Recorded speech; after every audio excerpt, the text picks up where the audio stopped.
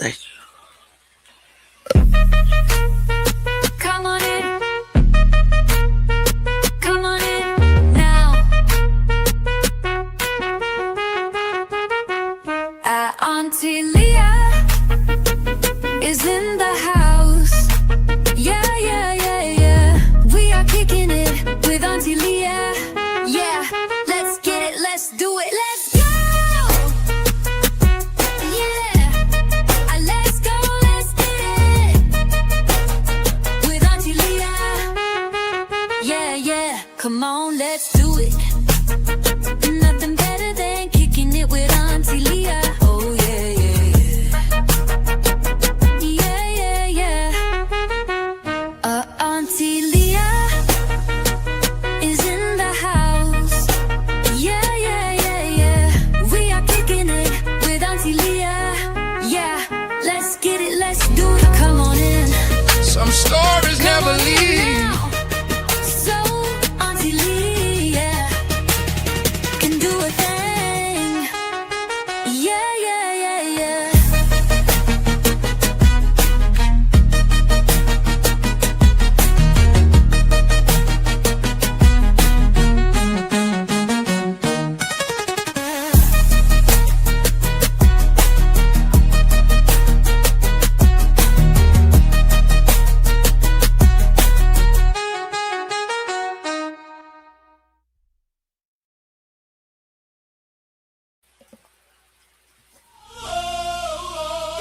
Salute, salute, salute. Welcome back to Kicking It with Auntie Leah in the Truth Gang. I'm so glad you decided to come back and join us this evening. Shout out to everybody in the bushes right now. We're just waiting on more of the family to come in. So we're just going to listen to this song that we wrote, to the words that are very important. Tonight we get right back into Nolan Wells. Because I got a question for Mark.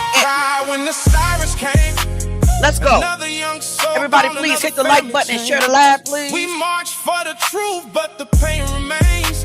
Different faces, same story, just a different name. We're just waiting on some more people to come in. And freedom reigns, but freedom feels different when you're fighting for everything. Working 2 jobs, still can't pay the bills, while the wealthy get richer from the top of the hill. We're just waiting on some more people to come in. We'll get started here shortly. More division, more hatred. Salute, salute, glow. They tell us be Tonight we also will have an open panel but how many generations towards the end of the live. So if you have any input that you want to put in, regardless of this case, you are welcome to come up. Told to be silent when our people cry. Everybody please share the live and hit the like button. People know that we are here. A strength is buried deep within. Hey, everybody keep your head up. My people, hold your head up high. Don't let this world convince you not to try. Please type justice for Nolan Wells in the comments as you come in. We'll keep standing Gang. in the pouring rain. Because I got a question for Mark and Warren. But they can't stop what we're And can't nobody keep me from asking my question. We are the voice, we are the light. Now we're just waiting on some more people to come in and we'll get started here shortly. Hey. Children growing up without a chance, caught in a system that won't advance. Schools underfunded, dreams put on hold, while promises fade and stories grow old. Mothers praying every night that the babies make it home alright. Fathers working till their hands are worn, trying to get their families a better morn. Still we rise when they expect us to fall. Salute, salute, everybody in the bushes. Just a few, not even a few minutes, maybe a minute or so. Thank you, Global. Thank you, thank you.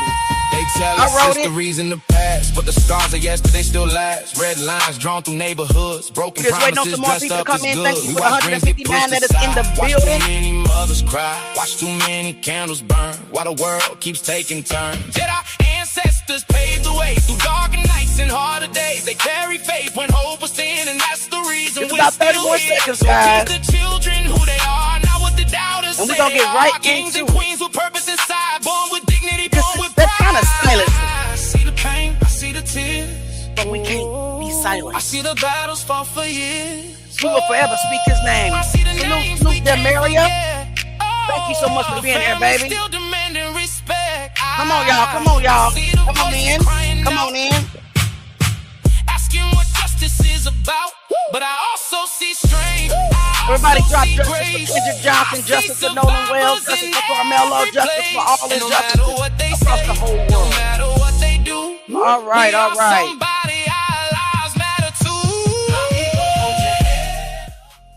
Thank you again. Thank you so much for coming back to Kicking It with Auntie Leah and the Truth Gang. We really appreciate you being here. You know, they are trying to really silence us when it comes to the Nolan Wells case, just like they are with Carmelo case, but we're not going to allow them to do that to us, right? We will continue to ask that important question, because what did happen to Nolan Wells? That question is not going to go away until it is answered. So let's do a little roll call, see if we got who we got in the building. We got Global Post News in the building. Thank you for being here. Jamilia's in the building. We got, is it Rogish? Hey, thank you so much for being here, brother. If you want to come up on the panel, you are happy, more than welcome to come up. Herbert, thank you so much for being here. Gabby, thank you so much for being here. Is it Uzio? Thank you so much for being here.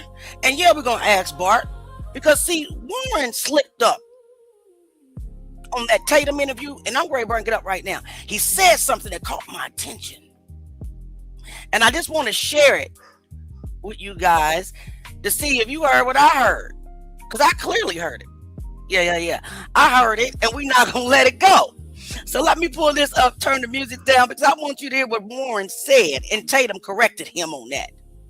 Okay? Yeah, let's listen to it together. They're trying to discredit everything, but it's so important that we all get together every once in a while and continue to talk about Nolan Wells. Let me get the comments out the way, and let's get right into it. Full screen, because I want y'all to hear it. Let me turn the music down. Because his car was parked at my buddy's house where we had all slept, the night before the 4th. And so the keys were left at the house because Nolan's car was at my buddy's house where we stayed at. So of course he left his keys there. But his phone, he was drinking. He didn't have his phone in the water because no one did. And there was more than just Nolan's phone that wasn't on the boat with us. All right. Did y'all hear that? I'm gonna rewind it. He said there was more than Nolan's phone that was not on the boat with us. Did y'all hear that? Put a 1 in the chat if you heard Warren say there was more than just Nolan's phone that was not on the boat with them, right? Isn't that what he said? I'm gonna rewind it again. Listen very carefully. Because Nolan left the phone on the boat. And when we ran in, Nolan didn't ask for his phone, and his keys were not on the boat because his car was parked at my buddy's house where we had all slept, the night before the 4th. And so the keys were left at the house because Nolan's car was at my buddy's house where we stayed at. So of course he left his keys there. But his phone, he was drinking. He didn't have his phone in the water because no one did. And there was more than just Nolan's phone that wasn't on the boat with us. Now watch Tatum. It was more than just Nolan's phone that was on the boat. Yeah, we obviously. Okay, so the Truth Gang, we believe the first account. Warren clearly said it was more than just Nolan's phone that was not on the boat with us. And then Tatum came behind him to correct his first statement. And then Warren gets back. He gets back into character, if you will, right? I'm going to play it one more time because I want to know whose phone, where Nolan's phone was if it wasn't on your boat, Warren. Was it on Bart's boat? That's my question. Was it on Bart's boat? Let's keep going. I'm going to play it one more time.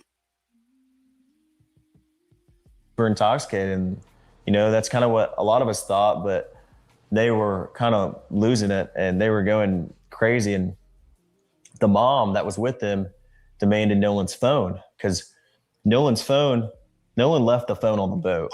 And when we ran in, Nolan didn't ask for his phone, and his keys were not. First of all, when you ran in, where on the water can you run in? That's the other question. When you ran in, where, Warren? Is this when y'all got back to land? When y'all really left? Come on, man. Left the stop, but they were kind of losing it and they were going crazy. And the mom that was with them demanded Nolan's phone because Nolan left the phone on the boat. And when we ran in, Nolan didn't ask for his phone and his keys were not on the boat because his car was parked at my buddy's house where we had all slept, the night before the 4th. And so the keys were left at the house because Nolan's car was at my buddy's house where we stayed at. Let's be clear. I believe allegedly when he says my buddy is Bart. Allegedly, that is my belief. And I have a right to my own opinion and my belief. So this is why I've been on Bart's ass today. This is why when you go to my Facebook, I've been on Bart's ass today because they want us to shut up asking about Bart. No, we're not going to shut up asking Bart Edmondson questions. I'm not making an accusation. I'm asking a question. Was Nolan Wells on your boat? Let's keep going. So, of course, he left his keys there. But his phone, he was drinking. He didn't have his phone in the water because no one did. And, there was more than just Nolan's phone that wasn't on the boat with us. Mm-hmm. We heard it. So it was more than just Nolan's phone that was on the boat. Yeah, we obviously had all our phones, but on the boat. But those weren't the only people. Like Nolan wasn't the only person that left a phone on the boat. There was a lot of people that left phones on the boat, not that didn't ride out or in with us. So we there was a couple phones that we had that we didn't know who they belonged to, and my buddies got that figured out, but yeah, it wasn't just Nolan's phone that that was on the boat that who wasn't there. It was there was a lot of phones. So when they right, you said it wasn't right, and then let's go to this other video. I have to find it because Officer Tatum, when we heard the audio, right, he comes out and he says audio debunked because we heard what we heard, right? We're going to listen to that again. We heard Bart's name, we heard Nolan's name, we heard is he dead? All of these things we heard in the enhanced, even before the audio was enhanced, right? This is what prompted Janetta Brantley to enhance it. It's because we already heard these things prior to her enhancement, right? Right. So once that came out and we began to hear things clearly, right? Here comes Race Batum Tatum with these photos. And now let me find those photos real quick for you. They came out and tried to debunk what the videos or whatever. Well, the enhanced audio talking about, look here, breaking news. Let me put it up for you.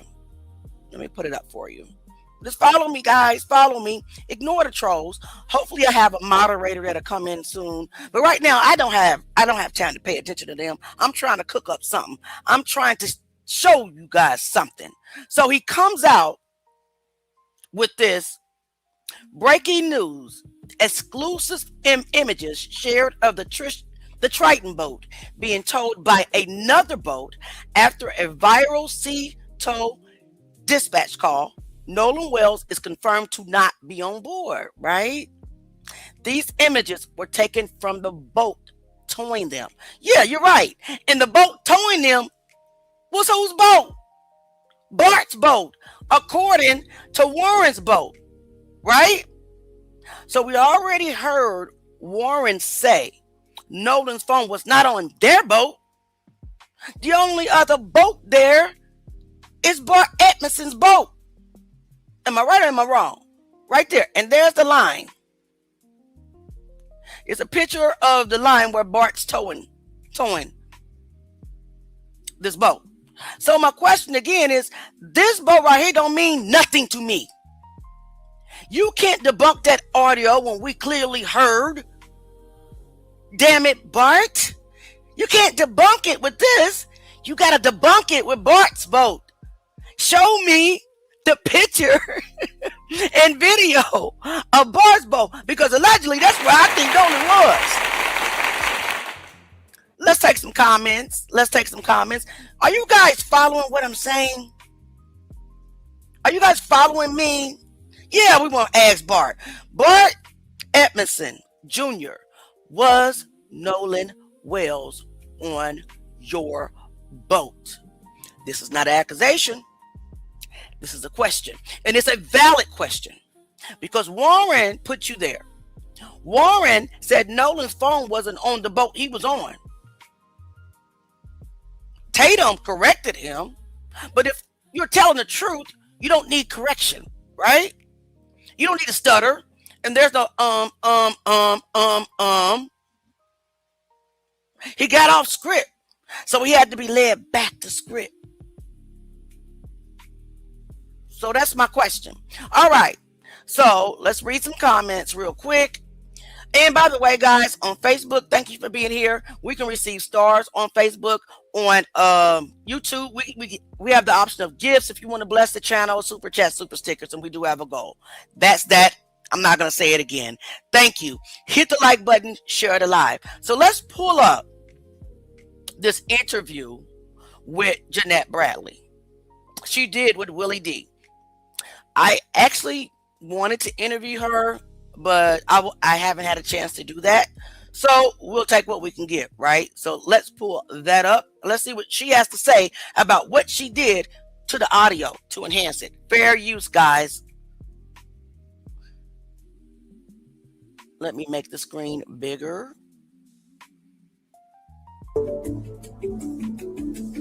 I'm showing this video under the Fair Use Act. It's for educational purposes. Hi, everybody. I'm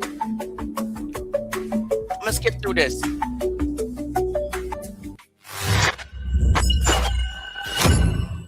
Willie D Live.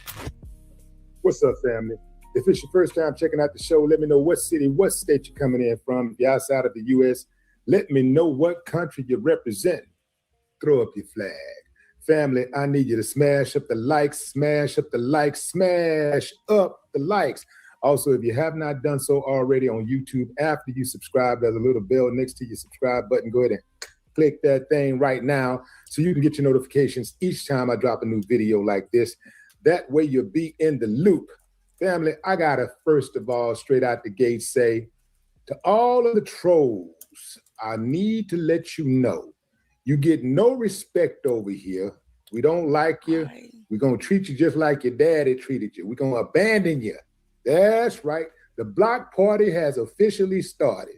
You come in here acting like you ain't got no manners the way your mammy and pappy raised you, you're going to get blocked immediately. Immediately. I'm talking about super Let fast. me get through this part. I got my girl, China Carter, on deck, and she ready. She cocked and loaded, ready to send you back to the uncivilized themselves. All right, let's get joining me right now is Janetta.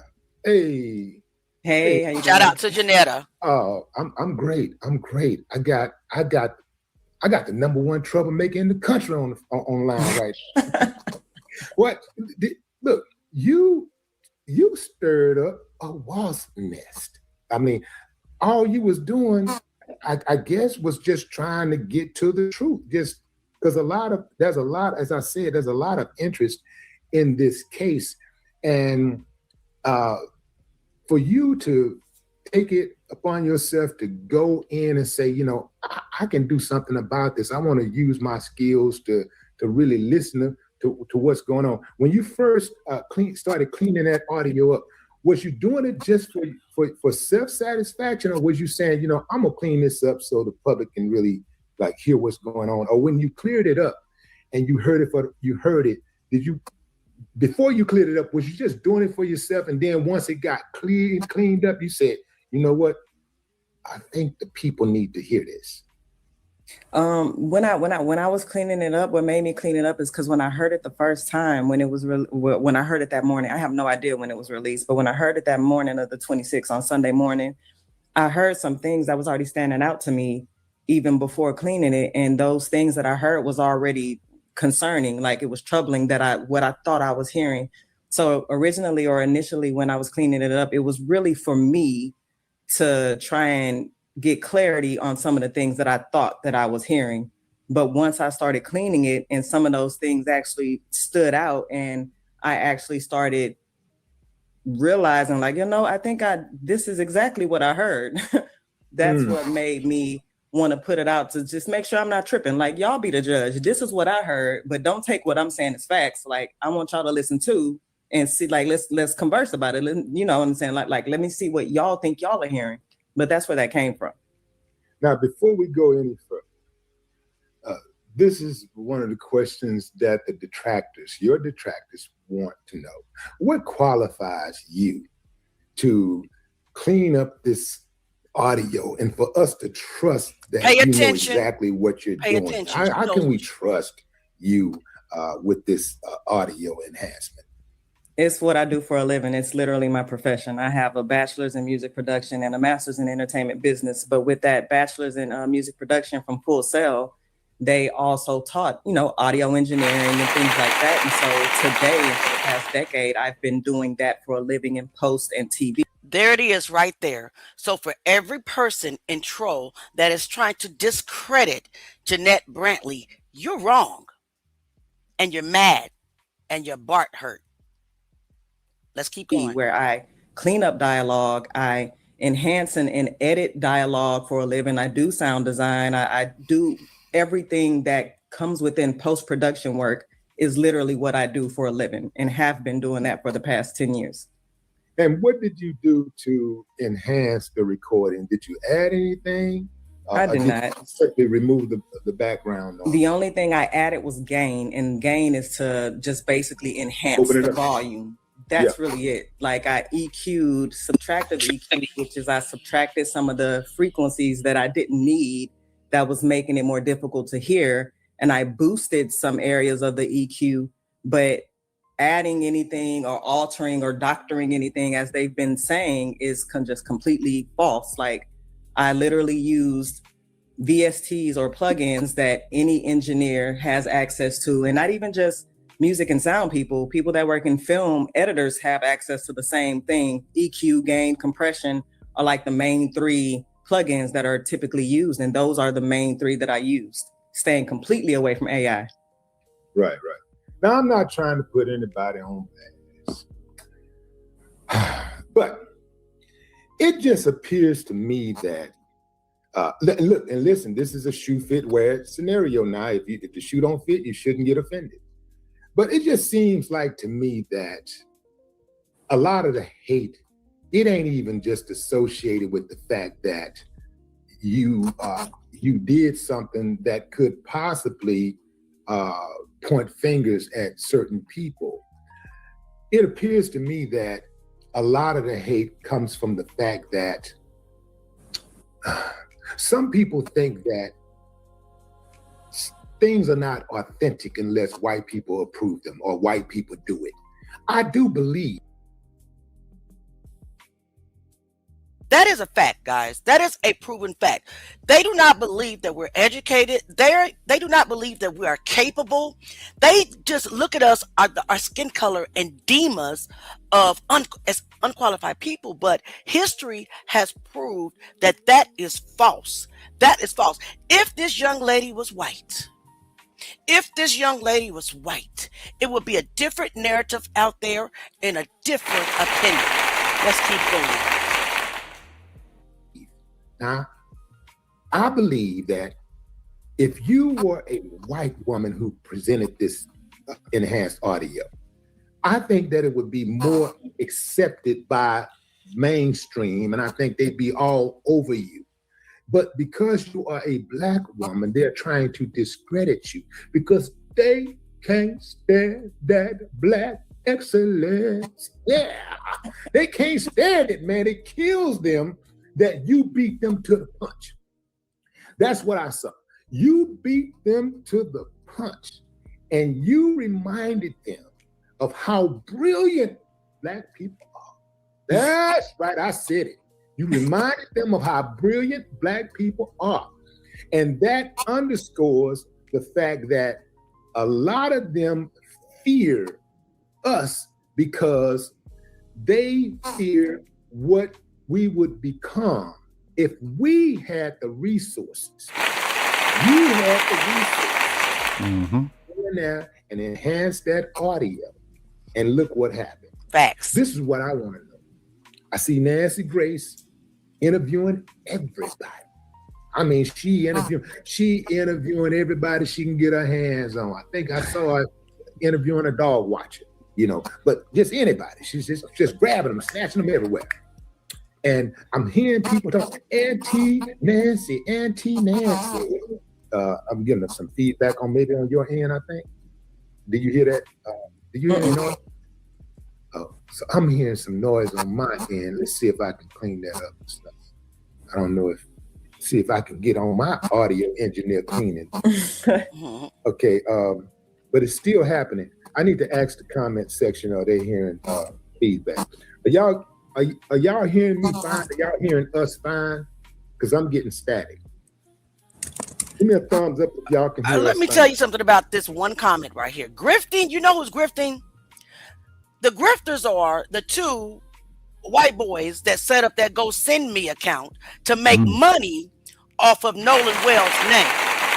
Trying to claim to be the victim when it's only one victim in this case. Let's be realistic. Grifters, that is a grifter. Okay? We're speaking about our reality. That's what we're doing. That's what we're doing. And you're invading our space. Leave us alone. I don't even know why you're here. Let me tell you why you're here. You got that Austin Metcalf syndrome. And what that is you feel entitled.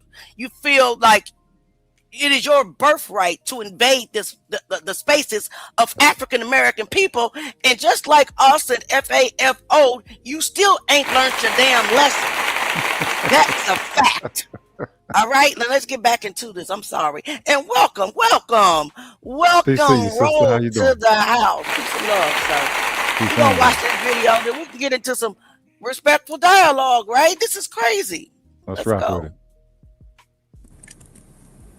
You hear it? You good? You good? I hear it too. Oh, somebody hear it? I hear it. Okay, they're hearing feedback. We can't go through it like this. Yeah, let's try to. Are you sure it's nothing on your end? I don't want to watch you. I don't. The devil trying to get us. The devil. I'm trying to hear what she has to say. Is in the chat, y'all. Right.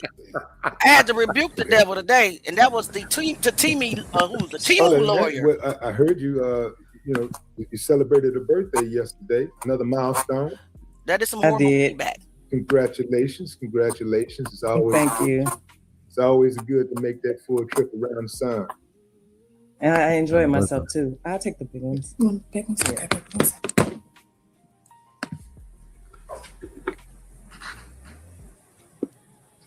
Let's see. I hope they get back into maybe she had to get her headphones. Let's see if this is better. Okay, we good. Okay. Now we're good. Okay. All right. Okay. Got it.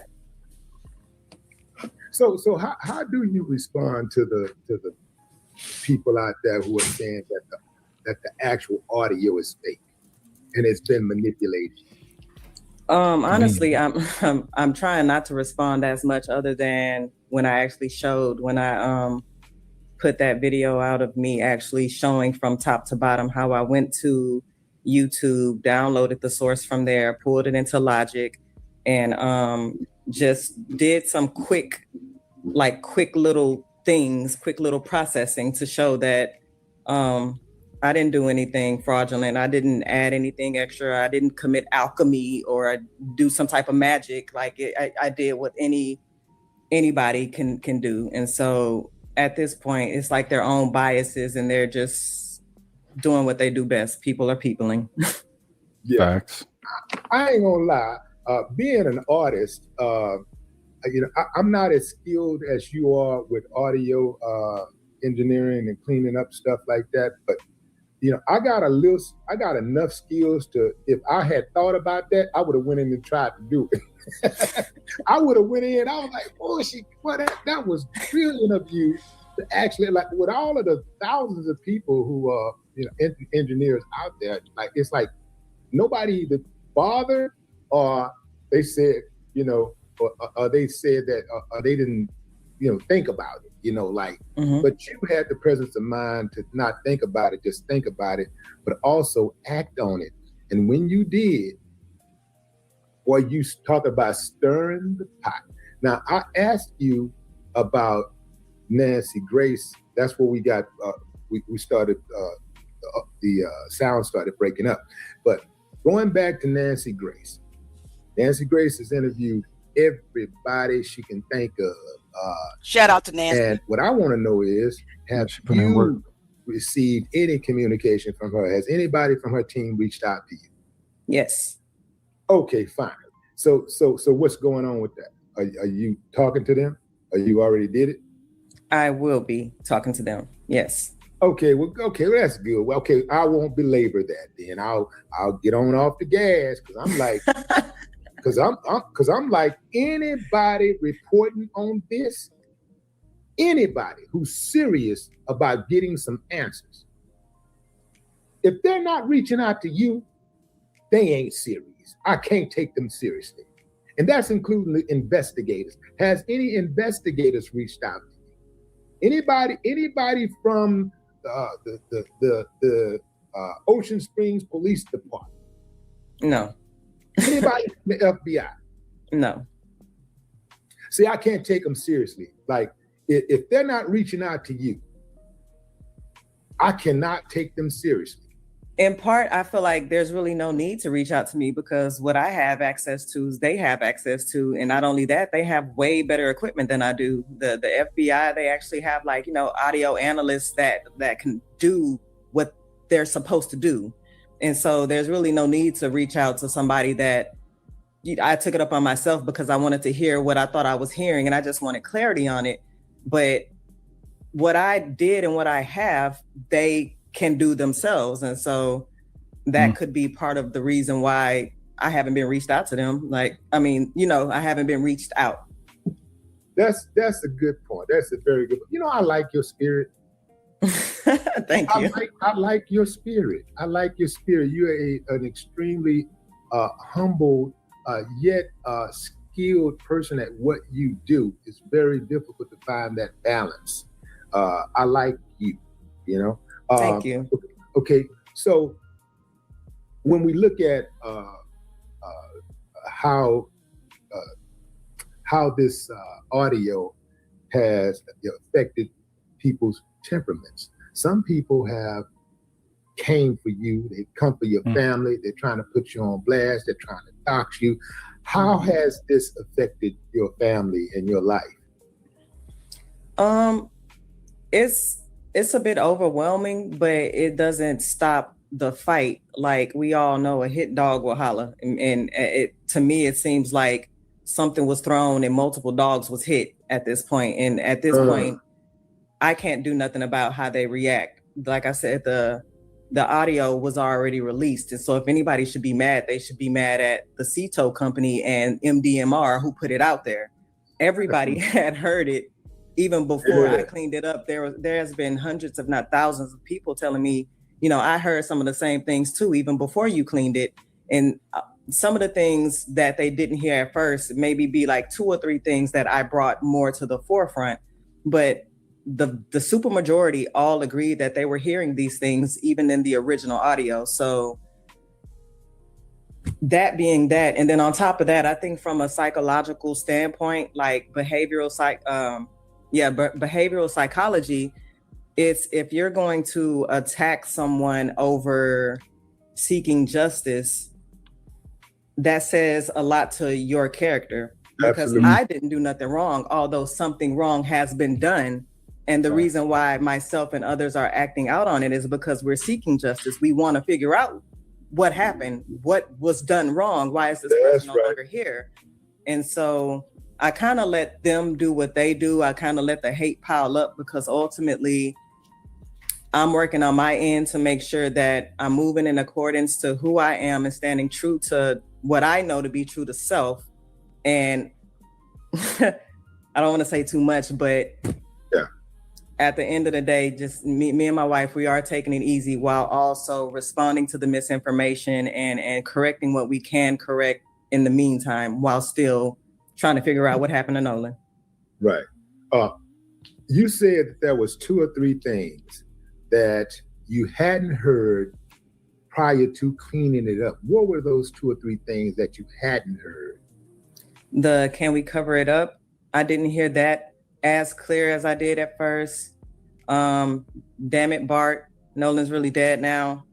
And everybody that's on this boat is, I think he said everybody that's on this boat is fucked, if I'm being honest. But that, and it took for my wife to help me really bring that out. Like, you know, he's saying something and he's saying it with his chest. Because at this point, either that's a intimidation tactic or it's a way of letting everybody on the boat know that we're all in this. So everybody is aware of something. And that's without me, you know, placing blame or guilt on a single person. That's just me being aware that they are aware of something happening. And when you're hearing this, what's going through your mind? When you first hear this, like, what's going through your mind? It was, I had a bit of mixed emotions and reactions in that moment, honestly. And that's what took me so long. It wasn't the process of cleaning it and enhancing it, because that's actually pretty quick. Like I do that every day. But it was what I was hearing. A lot of people think that I did it to point the fingers or to blame the friends, which that was never my stance. And I never even made any statements alluding to I'm blaming the white friends as it's being said about me. I literally did what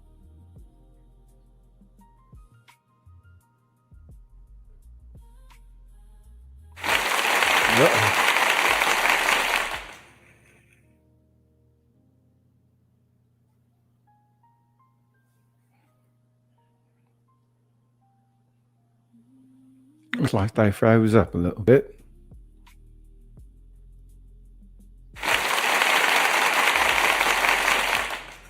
We can't hear you, sister. You're muted. You're muted, sister. Sorry about that.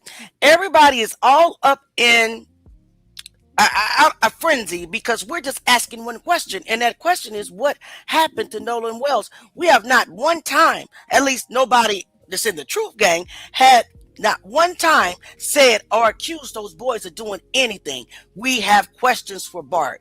We have questions for Wyatt. We have questions for Jax. We have questions for Warren. We have questions for everybody that was on those boats. That's it. That's the issue is that we have questions. The issue is that we are not willing to accept what they tell us right off the bat. They are accustomed to their word or their intention being received as default for everybody or as general for everybody. I agree. And guys, I'm doing my best to try to get the people out that are being disrespectful and trying to interrupt our live, because we won't stop. And then Bart's dad and his Timu lawyer comes out, you know, with a tactic to try to scare us. We're not scared, because you can't sue me if I'm not accusing you, and if I'm not defaming you, and if I'm only asking valid questions. And that's what we do on this channel. Bart, was Nolan Wells on your boat? Let's get back into it. And we got some other clips I want to get into as well. What I did just to hear further what was going on in the background. I wasn't doing it intentionally to go try and find something, because that's completely out of my league. I'm not an investigator. I'm not a detective. I'm not in that lane. I'm an audio engineer, and by profession, I am trained to literally listen for noise, clean up noise, enhance dialogue, clean dialogue. And so my mind, as I'm sitting there, I'm doing what I do on a day-to-day basis. And so when I heard certain things, it started feeling like you're watching a movie and your favorite character, you see the antagonist is setting up your favorite character, and now they about to get got. Hearing some of those things, it hurt. I wasn't expecting to hear a female voice. Can we cover it up? Yeah, I thought all about that. Like, Mm. I remember, like, my mind was like, wait a minute. Imagine being this young lady and she's doing her profession. Something. Go ahead. Wait, she said she wasn't prepared to hear a female voice. Right. Those are feminist overtones right there. Yeah. Listen, no one said anything about a female being in the group, right? When we first heard about the story, no one mentioned a female on the boats. So this is probably what gave her the shock factor. But you see all those pilgrims out there, you have to assume that some of their women to be with them, because we know how pilgrims get on boats. Black people, you know what I'm saying, copy them. When pilgrims get on boats, that's when the coke come out, that's when the tits come out. Right. So coke on tits come from pilgrim on boats originally. Right. So when they're withholding the info, right? When they were holding information, Truth Gang, then of course our shock factor is going to go off, right? And I agree with what you said. I agree with you. They're not telling the whole truth and nothing but the truth. Right. They're holding back so much information that we have no other choice but to ask questions. And we will continue. There are holes in the whole thing, and they don't want you to inquire about none of the voids, which is weird. They're trying to put gag orders on people and sue people for defamation and act like we can't say. Come see me, North Dallas. What's up? Come see me. I'm your Huckleberry. Listen, trying to sue people, interfere and stuff like that. Nobody's paying attention to that. Let's keep going. Wait a minute, what? I must have I looped it and played it so many times. Like, am I hearing it? Like, I can't believe it was like a bit of, I can't believe I'm hearing this. And am I hearing this? Trying to trick myself out of not wanting to believe that that's what I was hearing. And that to me is the I guess the craziest part of this whole ordeal, because where the hate is coming from, they really think I did that to try and set these friends up. But it's like, no, I did that to just, like I said, bring awareness to what was happening in the background, because I was shocked that nobody else had really made note of that, or it hadn't been mentioned to the public that that file was being investigated or looked into. So yeah, hearing those things, it disturbed me. It was mentally and emotionally taxing. I had to take my headphones off and take a break from it a few times. And that's why the first time I originally released only 37 seconds of it, because I was just out of disbelief. And that's why I stopped at, damn it, Bart, Nolan's really dead now. Because at that point, that name was brand new to me. I asked my wife, like, who was Bart?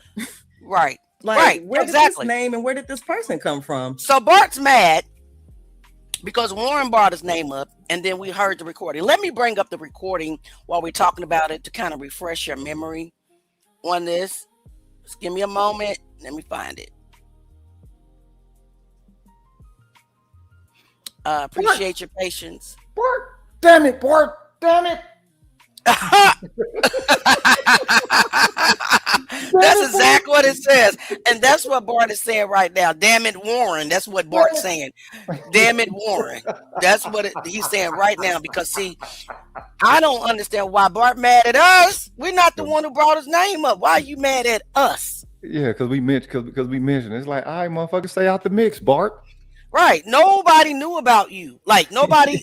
Only time that we knew about you is when Warren brought your name up. Sorry. Be mad at Warren. Do not be mad at us. So let's listen to this call real quick. We're gonna listen to the call, and then we'll get back to the interview.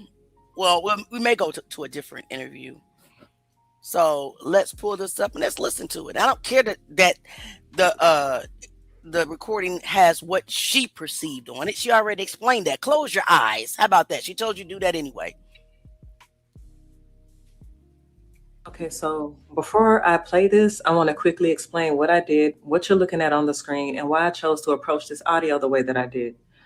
As a professional audio engineer with experience in dialogue editing, dialogue cleanup, sound design, and post-production, I decided to work on that C-toe call using traditional audio processing techniques rather than relying on any AI voice separation or AI enhancement.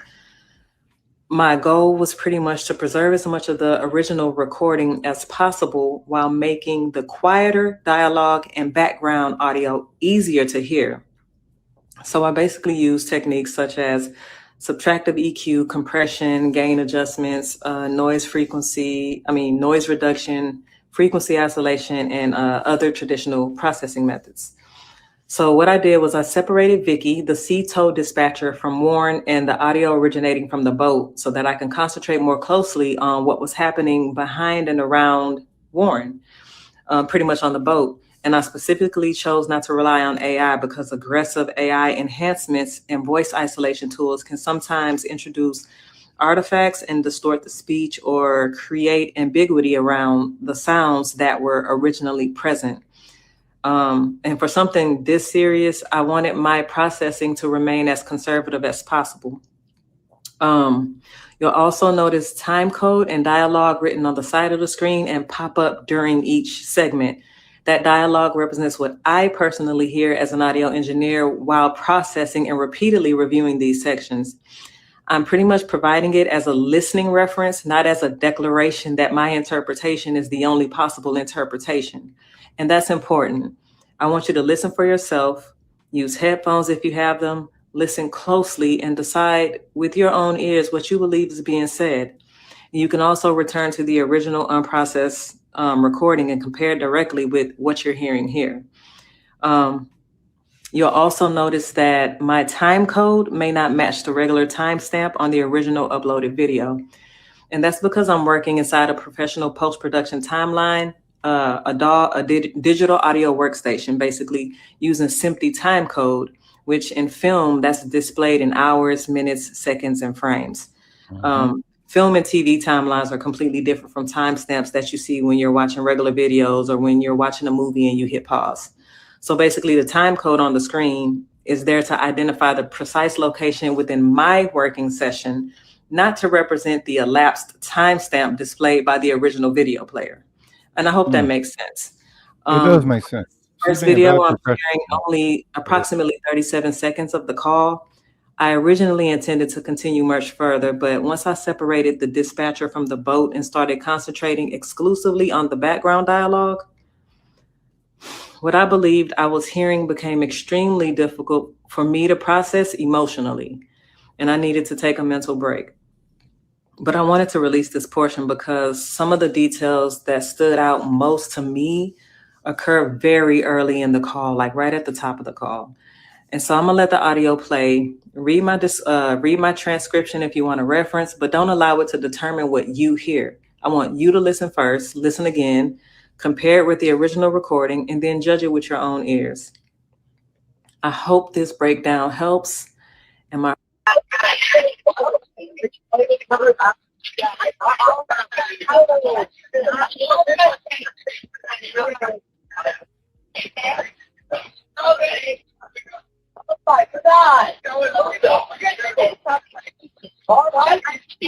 Hey, we're at the west tip of Horn, and our bilge pump stopped working. We're sinking. Can y'all please come? We have a membership.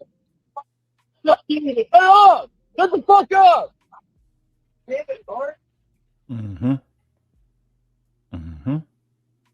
Okay, so Bart, that's how your name got into this. Bart. Right there. Damn it, Bart. Bart. It's how your name got into this. Okay, go ahead and sue, because I definitely want to ask, was Nolan on your boat? Because Warren said that, his phone wasn't on his boat. And then Officer Tatum, he released photos of the boat that Warren was on. Well, we want to see your boat. So there's no accusations. It's only questions. Was Nolan Wells on Bart's your boat? Damn it, Bart. Damn it. Nolan, don't die. We heard that. That's what we heard. All of that. Yeah. All of that. And they hear too. They got to. But the thing, Right. the issue is that it's about us. And for some reason, I think what it is that we've been made into some form of, it's almost like we're a dead people that left a very enriched history, and they can pick off of that and glean off of that and do what they want, but they don't have to acknowledge the living legend that is us. They don't want to have to acknowledge our humanity. The thing is, before it's made racial, why don't y'all look at it like this? You would want transparency if anybody else was involved. It doesn't matter if it's a black person. It's Nolan. The reason why we're paying attention to it because we're connected to all of this culture and the historical unfinished business connected to it, and it's Mississippi. God damn, in the words of Mama Simone. You know what I mean? The Dixie Mafia. You feel me? Today. Yeah. It's like people don't understand that our relationship with this whole nation has been nowhere near objective as they believe theirs to be. Absolutely. And unfortunately, we'll say unfortunately, whatever, we got some form of a unintentional vendetta. I mean, I agree, bro. With these other folks. Right. And everybody's for their side. Right. It's always our fault, right? I every day I see comments, and we're going to get into this next clip because it's an interview with the parents that was done with Don Lennon when they were on their way to Ohio. And this is when the mom kind of semi-addressed Tatum, but didn't address Tatum. And I really highly respect her for that.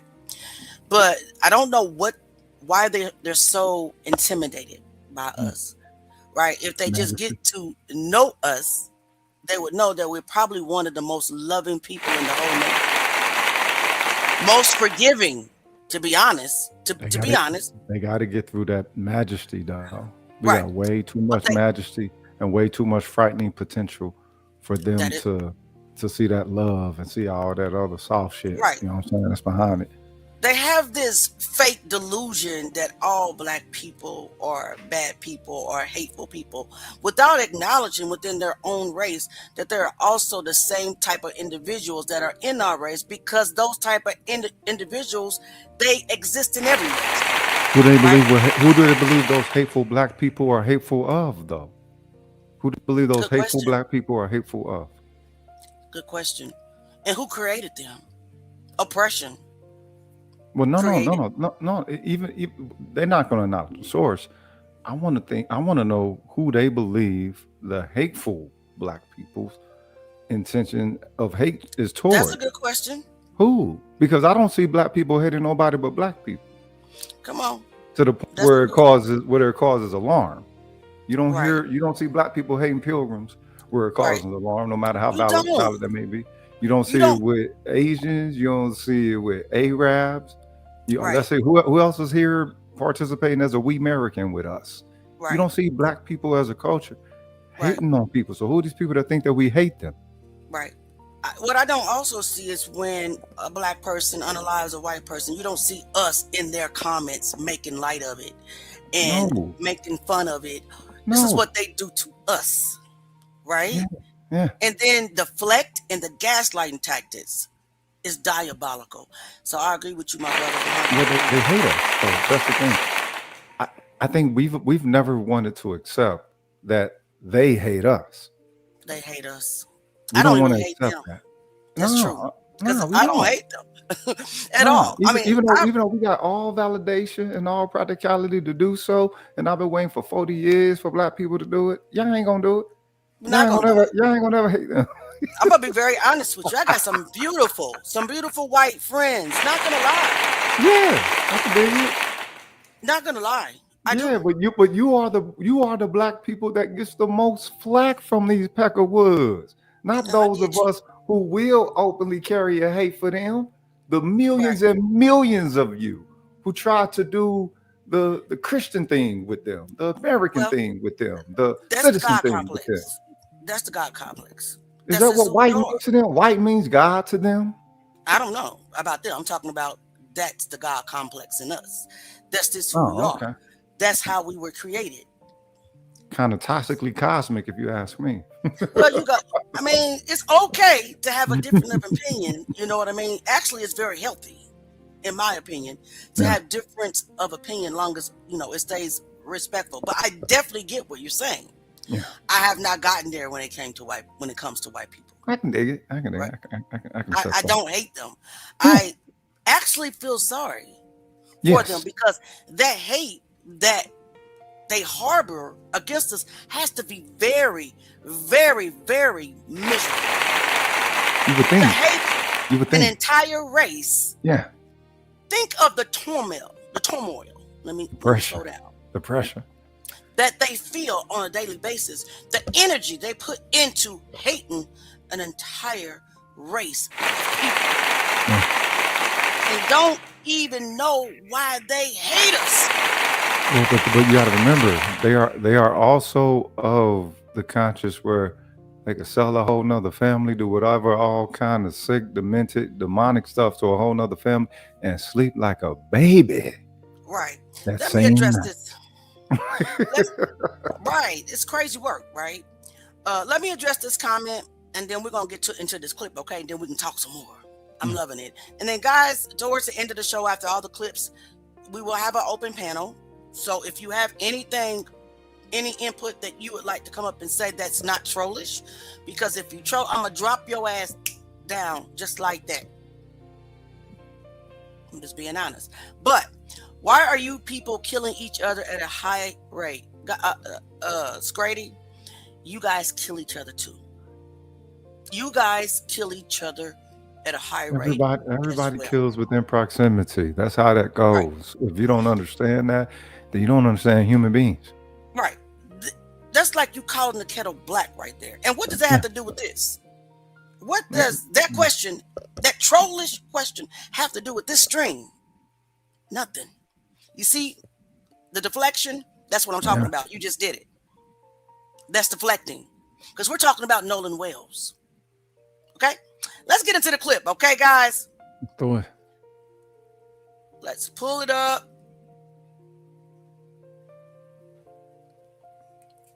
And let me make sure. All right. Yep, we're to the side. Let's just play this real quick. Breaking news, the autopsy from Mississippi is in. And so what does that mean? When do you find out? Have you heard anything from them? We were made aware that the autopsy was complete. And because media started calling us, and I know the district attorney's office have reached out to the family, but we did not get a chance to talk to them before the news told us the autopsy was complete. We are scheduled to have a meeting with the district attorney's office next week. Whether that means they're going to reveal the autopsy results is unknown to us, but we're certainly going to inquire because, we have been begging for transparency the whole way, and we've tried to be very transparent with them, and we hope that they will be transparent with us, especially his family. Yeah. So Ben, can they not release information to you? Because I know that, explain the process, because it goes to a grand jury. Now, do you know if they're going to be transparent with you or you don't, and how much you think they can or will reveal? Well, I think they can. They can do what they want. We do cases all across America, and the district attorney and the governmental authorities have the authority to release information as they so deem to release it. Don Lemon, they could be transparent, or they can say, well, we're not going to release anything until the grand jury. And then that means we don't know when we're going to see it, because nobody knows when they're going to conclude their report. And in George Floyd and Breonna Taylor cases like that, where you had governmental authorities trying to be transparent, they would release information to try to build public trust. What are they going to do in Mississippi? We do not know if they're going to release it. They may say, we're not going to release anything at all until the grand jury, and the grand jury might convene. You just never know. You said the grand jury might convene. You cut out for a second, Ben.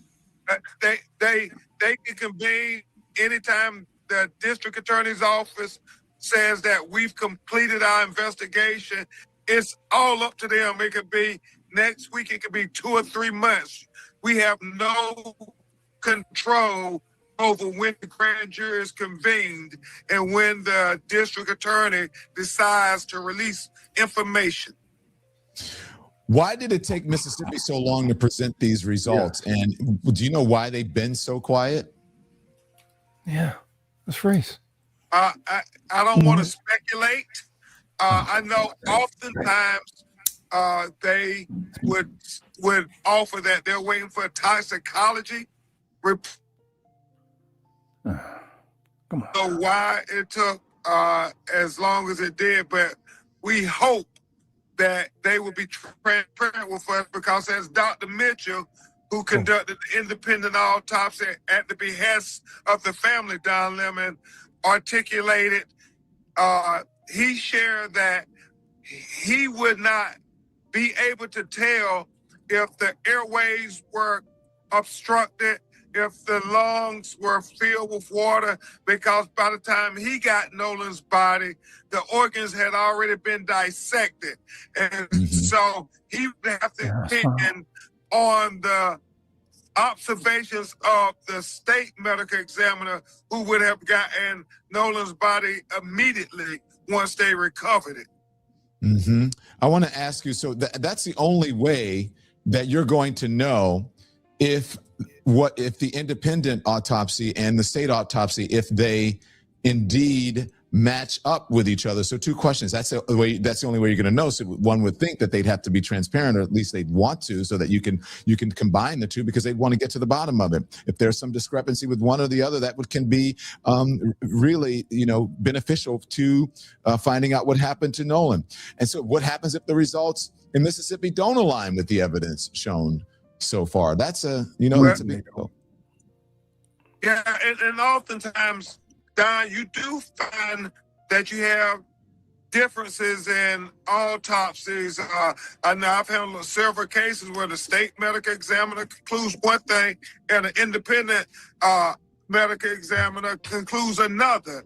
And then you have to put it before a grand jury and they decide. Or even more profound, the matter then goes to an actual jury trial in whether it's criminal proceeding or not, or civil proceeding. And so it really is about what you said, trying to be transparent with one another and seeing if we can figure out why you get these conclusions. And remember this, Don, autopsy is not the end all. It's still other factors that are important as well. Remember, Dr. Roger Mitchell said, even if the conclusion is he died from a drowning, then the questions become, what was the condition of his body before he entered the water? Was he conscious or was he unconscious? Was he forced into the water, or was he not forced into the water? So all of these become very important variables as you look at it. And I'm saying this, and I'm here with Christine and Elmore as we go to Cincinnati, Ohio, to speak to a lot of young people, high school students and so forth, at the Omega Conclave Convention. I'm sensitive. We're talking about autopsy, and I know this gets a little emotional. That's why I want to ask Miss Christine, who's there, and Mr. Elmore there as well. What is the factor of caution, or one of the many factors of caution that a Black youth could receive from this? Explain a little bit more. Like, they're going to talk to the youth to tell them what? I don't know. The thing is, the only thing you could tell Black youth is that, one, don't be a token. Don't be the only nigga watching, motherfucker, cause you serious. I mean, again, you got white folks telling this. on TikTok and to the whole of the world and everything. Don't be the only minority amongst us. Not saying that something lethal would occur, but they know that for some reason, there's going to be some form of a lessening of value unto your person. Potentially there could be, when you're the only one of us amongst them. This is history. History has proven it over and over again. Look at Daniel Irving, who went on a fishing trip back in April with his 2 white associates. Yeah. I'm not going to even call them friends, and then something happened. He drowned, and then they destroyed evidence. They destroyed his clothes. They took his phone. They didn't go to his parents' house. They didn't notify mom that he had drowned. They went to school the very next day.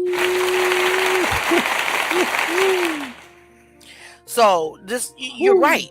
Unfortunately, that's something that we have to do. We have to educate our young men and women to be careful, right? I mean, like you said, don't go by yourself. Don't be the only one. Maybe pass. Right? Right? I mean, but the whole thing is that tells you to cultural issue.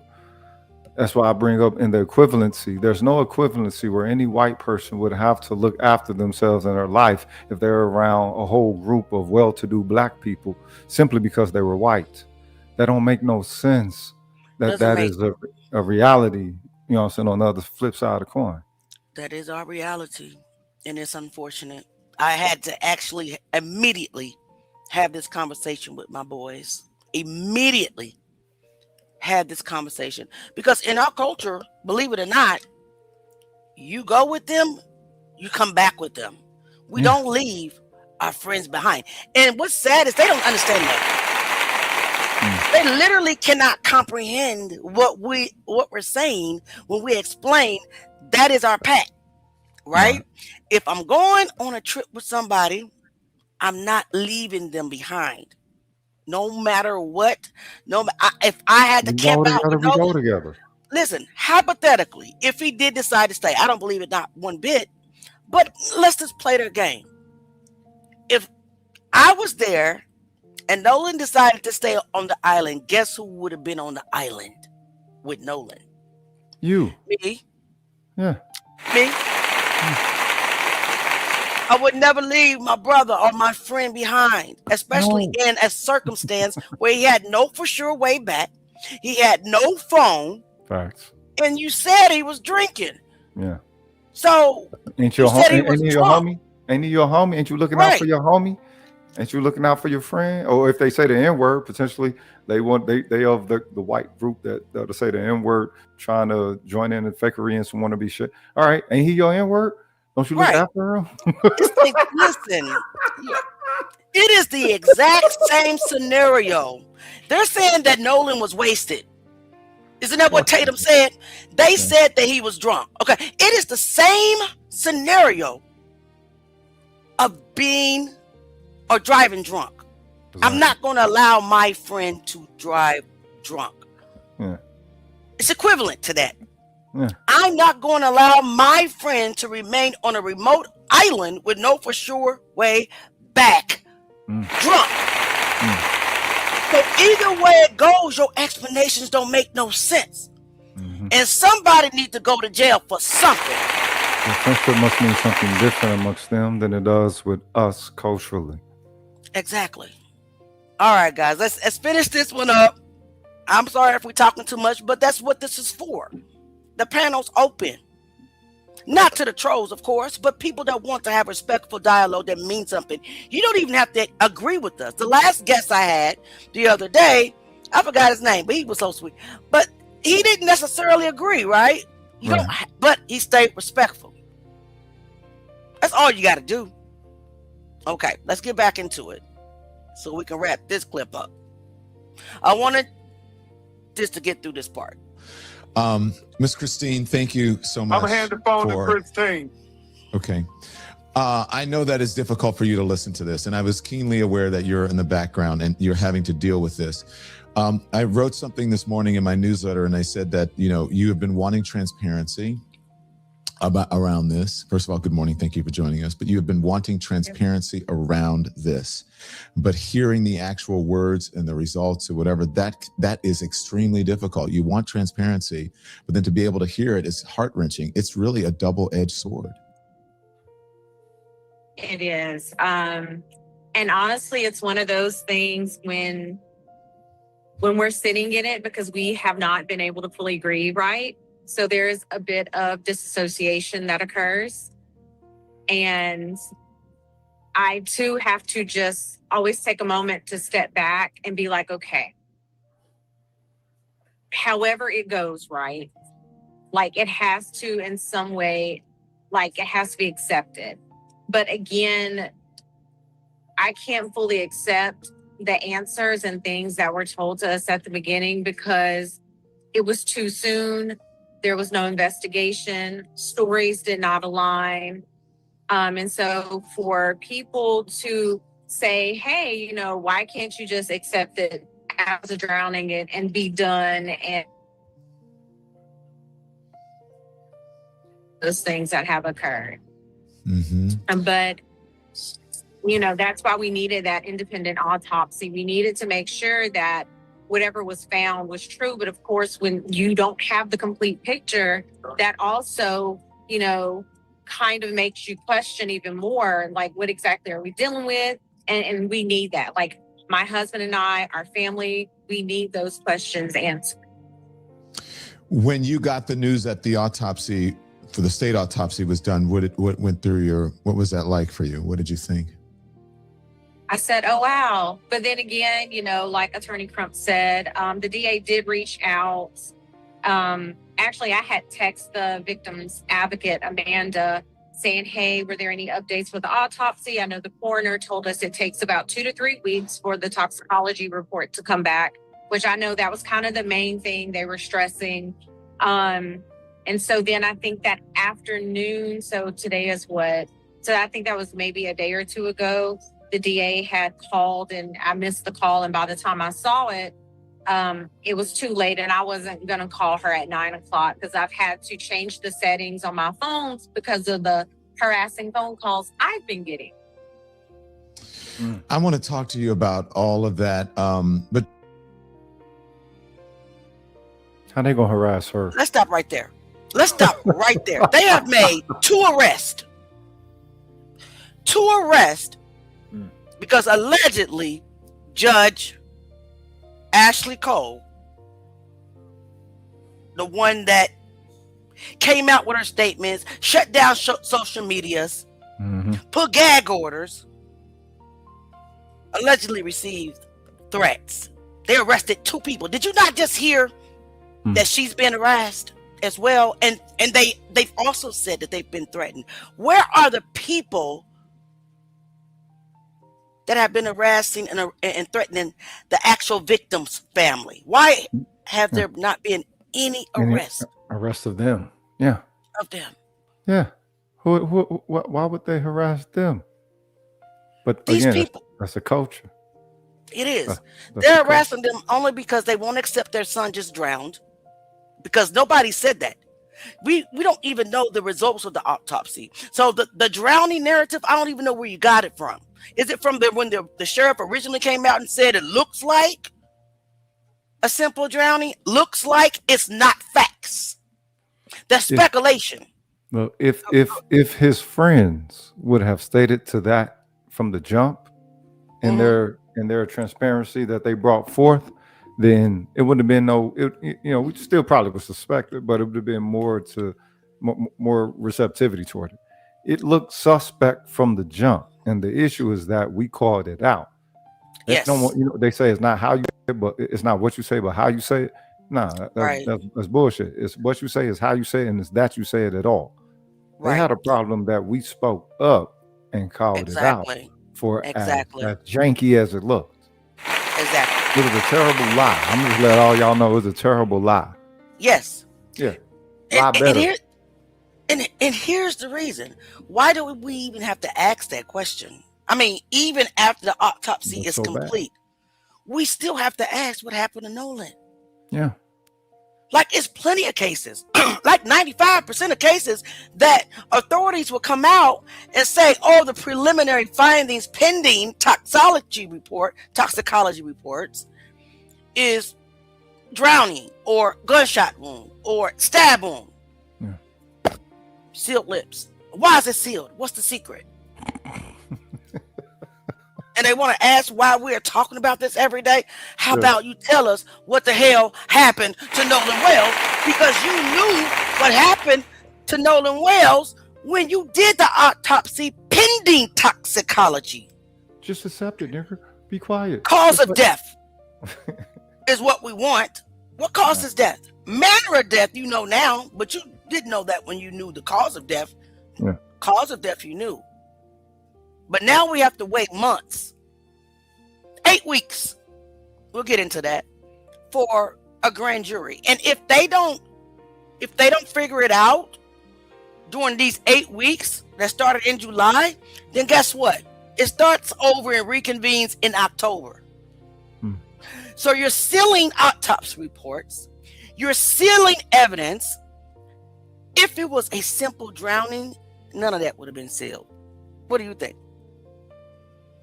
If it was a simple drowning, they would have, I think they would have been more transparent from the jump. Absolutely. Because there's nothing to cover up with a simple drowning. Right. There's nothing to cover up. They could have put, and look, even if they would have screwed over the toxicology report, that would have been their window for them to utilize that as the cause, right? Oh, then they could have said, yo, Nolan was a partier. You know what I'm saying? Yes. Doing a little coke off white bitch titties. He got drunk. It is what it is. And, you know, he succumbed to the party. All right, then say that. They didn't even go there. They didn't even go there. Because truth went there and still made that look bad simply because they wanted to slant his blackness. You know, y'all could have did that, but y'all messed up y'all window of opportunity that you had. Right. And now you got busted. Right. And now Sherlock Negro, for all you Peckerwoods in the chat talking shit, what it do? Yada yada yada. Okay, so I see why his name is Rogue. I see why his name is Rogue. Listen, I'm Auntie Leah. I'm the sweeter one. I mean, I'll get your ass. Don't get me wrong. And repent later. Don't get me wrong, but I'm not like as wrong. Right, I'll repent later. Yeah, God, dog, I'm already forgiven. I'll get your ass. You know your don't heart. Piss me off, right? You know your heart. I love y'all, but I'll get in your ass. Don't play with me. But Rogue is Rogue, okay? And I love every bit of it. He reminds me of one of my previous panel members, J9. That's my nephew. That's who he remind me of. But yes, let's get back into this interview. Just one more thing before we go into that. I just spoke with Ben about transparency. What are you hoping from Mississippi, whoever's releasing this information, whether it be the medical examiner's office, the state, or the DA? What would you like from them? You want to hear everything, I'm sure. I would like for everyone to just do their job. I would like for everyone to treat this as if this was their child or their family member and give us the same honesty, transparency, and respect that they would expect for them or their family. Amen. Exactly. Now, can we talk about the other stuff? You went there, so I feel like I can go there because I've been bothered by it. We've been reporting on it. It's disgusting. I'm going to start with one thing, and then I'll talk about the harassment of you, and especially as a mother and then as a medical professional. And I know you take your profession very seriously when you said, I love everybody. Black, white, red, green, it does not matter. So do not get that wrong. And you've always had really good reviews. But I want to talk about this blaming the victim and smearing the victim. The reports that we've been hearing, no, Nolan was drinking, he was doing this, he was doing that. Why, I guess we know why they're doing it, but I want to know what your assessment is, how you feel about that, because even, let's just say that he was, I'm not saying that he was, let's just saying that whatever he was doing, that doesn't mean that you have to die. Then that doesn't mean he was the only one. Exactly. And what do you think young people do? On my senior trip, I was, out there, right? So I'm just saying, kids have fun. So what does that have to do with anything? That's what I don't understand. What's your assessment on this? Honestly, I feel like that is a way, which we've seen this before, right? Pattern recognition. We've seen this where things have happened, especially when we talk about the Black community. And, you know, after the death, it's a smear campaign. It's, you know, what can we find out about this person? What can we say? And, you know, that's something, you know, my family and I, especially my husband and I, we definitely do not appreciate. But, you know, we can't fight everyone that wants to have an opinion. But also, too, it's part of society that has been allowed to occur, which is it's gut-wrenching at best. Because if you were in our situation, you know, how would you feel if there were millions of people who are saying, oh, hey, well, you know, he was at an island, he was heavily drunk. And again, even with the drinking, there are so many conflicting stories, only because I have spoken with adults who knew Nolan very well, coaches that were out there. One in particular, I think he told me he saw Nolan somewhere between like 2:45 and 3:30. He was like, Christine, yeah, we talked for a while. We talked about college. We talked about his life, his plans. And he was like, he was perfectly fine. Because I think it had bothered him too, that there was this narrative of, oh, he was sloppy drunk. Like that's, and it started at the very beginning. It was, oh, he was sloppy drunk. And I'm like, but was he though? Or is this a narrative that you guys want to use to kind of have us just accept that it was a drowning? Are you prepared for whatever it is? I know that's tough, and you know that's a yes and no question. Honestly, it's hard to be prepared in any way with the way we have been thrusted onto the national stage and just kind of everything. And it's going to take a long time. So even, you know, God willing, when we do get honest, transparent answers, right? Even when we get those answers, it's still going to take a moment, not even a moment. It's still going to take a while for us to digest and really accept that. Because again, and this is just me now speaking from a medical standpoint, we're kind of stuck in one of the stages of grief because we don't have answers. And that's the thing people don't understand. Everyone grieves differently. You hit those stages of grief at different times, and sometimes you feel like they might go on at the same time. But right now we're kind of just stuck and we can't move forward because we don't have answers. So when you talk about all the things that have been spread, there is this officer, I hate mentioning his name, a former officer who is a far right wing, who's been doing the interviews and has been saying, go ahead. Yeah, I'm not even going to comment on Brandon Tatum. No. I respect that. And that's the right answer for everybody, I believe. And I feel like, because I mentioned him, I'm like, why did I even mention him? Because he doesn't deserve a platform. No, because you're messy. Trying to be messy. Let's talk about the people, the young men that he's been interviewing. They're saying they're his best friends. Some of them you said that you don't know. One of them even said, oh, Nolan would be outraged by the way his parents are handling this. And I'm like, wait, what? Like, why on earth would somebody go on and say that about a grieving family?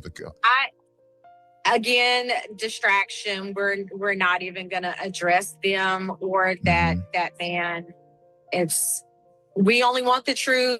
Again, at the end of the day, I'm going to say it like I've been saying it. The only question we have is what happened to Nolan. That's what we need to know. That's it. That's all.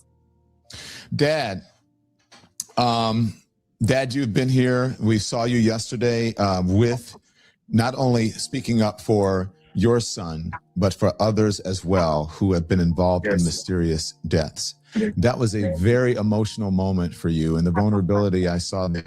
What do you want to say to folks who are your wife is getting, threats, she's being harassed.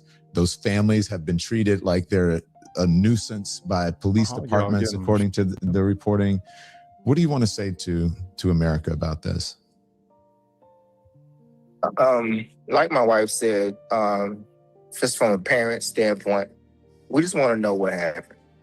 We want a fair and thorough investigation, just like the other families, because we hurt just like them.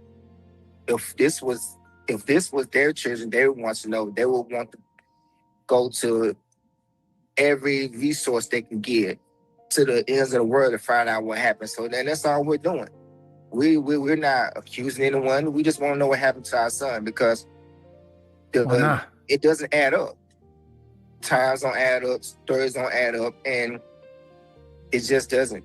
So we just want a fair and thorough investigation so we can grieve properly because we can't, because there are so many answers, but so many questions that are not answered.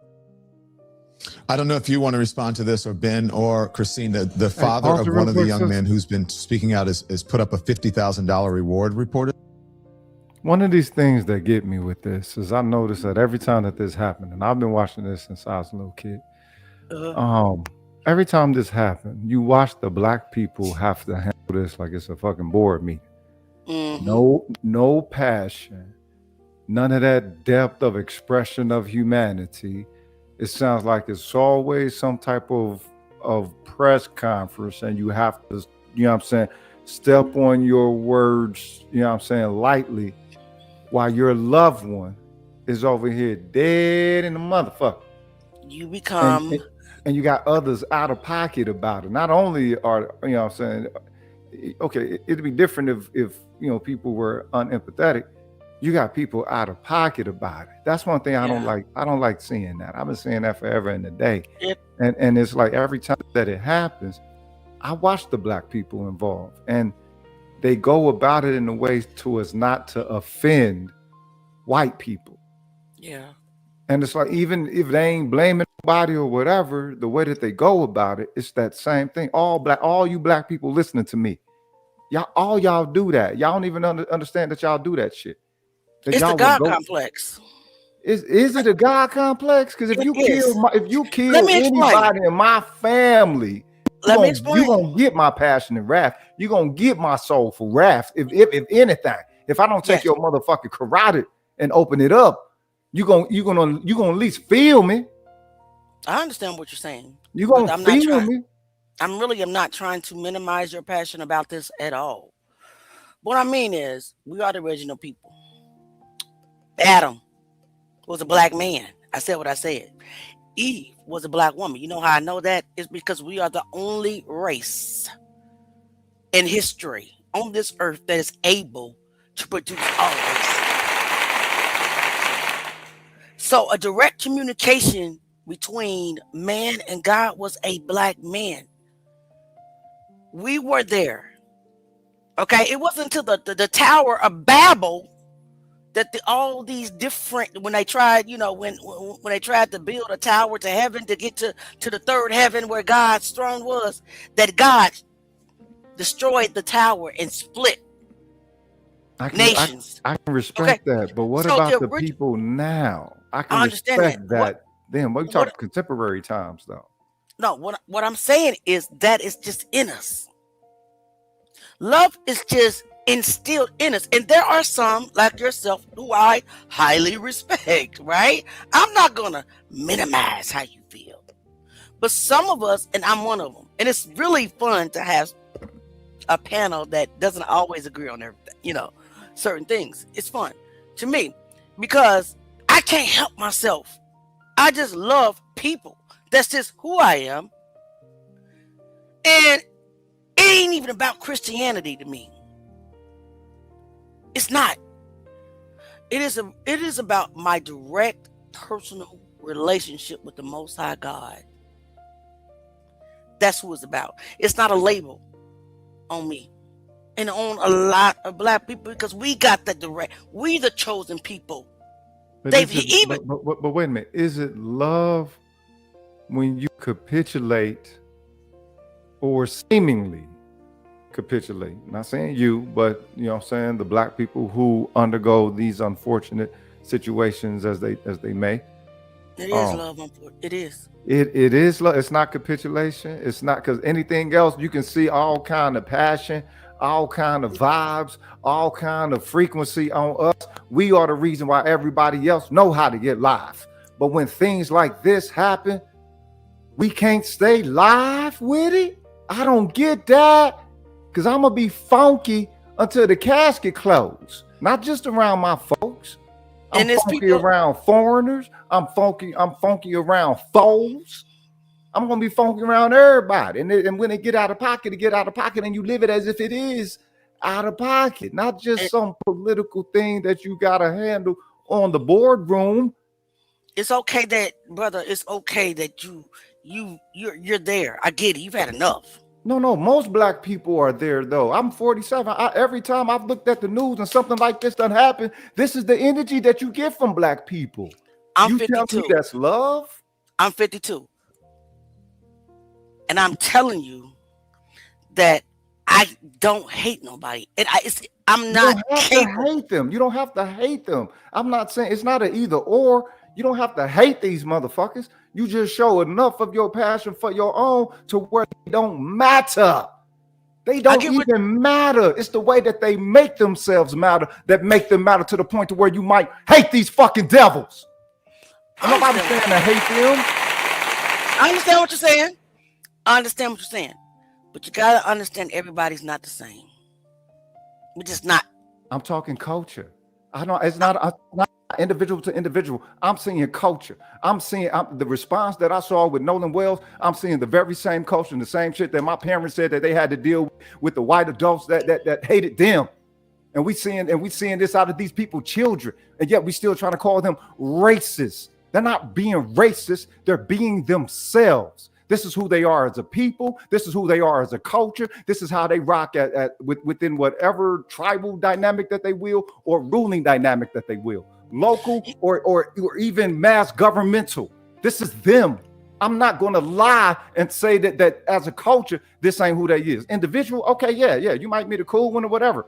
You know what I'm saying? Cool group or whatever. But as a culture, they're direct fucking opposition as far as I'm concerned. And I'm not finna lie to myself or lie to my people forever until we die. I mean, I get what you're saying. I do. But if you want me to relate to that type, I don't relate to that. That's just not me, bro. That's why, right? And there's two different types of black people here. You got the black people who will call it out for exactly as culturally as it resonates with us, and then you have those black people who will look for it as if you know what, maybe there's a solution out of this. At what point do we not culturally declare there is no solution of this? Okay, what solution can there be if this is the way that they treat it? Let me just say this. I understand everything you're saying. I understand your frustration. But some people can't help who they are. If that makes sense. Some people, it's just not in them to put out the same energy that others give to them. Does it have to be the same energy? You're saying that if they kill one of yours, they gonna feel you, right? That's the same energy. They're supposed to feel you, yes. Okay. As if they were not a problem and they were a new problem. Okay, I try to think as if they're a new problem. Everybody is not like that. I know everybody's not like that because everybody don't view being black like that. Some of y'all, it don't even got nothing to do with my color. No. I'm not talking color when I say black. I'm talking culture. I'm not talking color. I don't see black as just a color. That's how they think. I don't see black as just a color. No, I see it as a culture.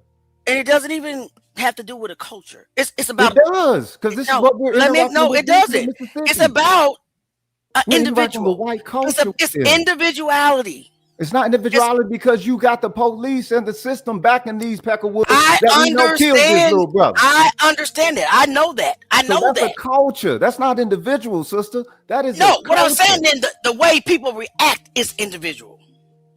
The way people react. The reaction. It's pattern.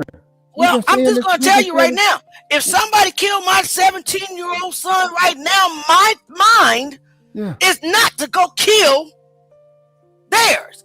And you know why? Because I think about everything, not just one decision based off impulse. I think about my 13-year-old child that still needs me. Right. I think about my mother. Right. That still needs me. I think about my sisters, my brothers, our aunties, my nephews, my cousins, and how they feel if I end up in prison. And you know they're gonna put me And you're talking about your individual sense. I'm talking. And I just told you individually as a culture. You said you. And it's a lot of what I'm trying to tell you is that people that think like you, and it's perfectly fine. There's not a lot of people that think like me. I'm a minority in the Black community. I'm the biggest minority in the Black community, and you know this. And then there's people that think like me. The bulk of Black people think like you, and y'all are the ones that we got to see getting the flack all the time. Wow. I'm not sure if it's the bulk. Oh yeah, the bulk of Black people think just like you.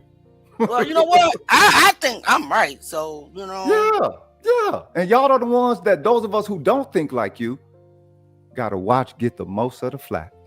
I'm not gonna get any flack about it, but you got these Pepperwoods in the chat right now giving you all this unnecessary flack like you hate. And it don't even bother me, not one bit. Why is it bothering you? It's not that it's bothering me. I'm seeing that as a sign of them as a culture. You said they can't help themselves. That. That's right there. Them can't help it. They're the miserable ones, not me. Exactly. They in my house. So you don't think they that over as here a being culture, bullies? You don't think that as a culture that they are a representative of a decent amount of their people? Definitely the structure. Definitely. I absolutely believe that. But my thing is to protect my peace. I don't even let that energy penetrate mine.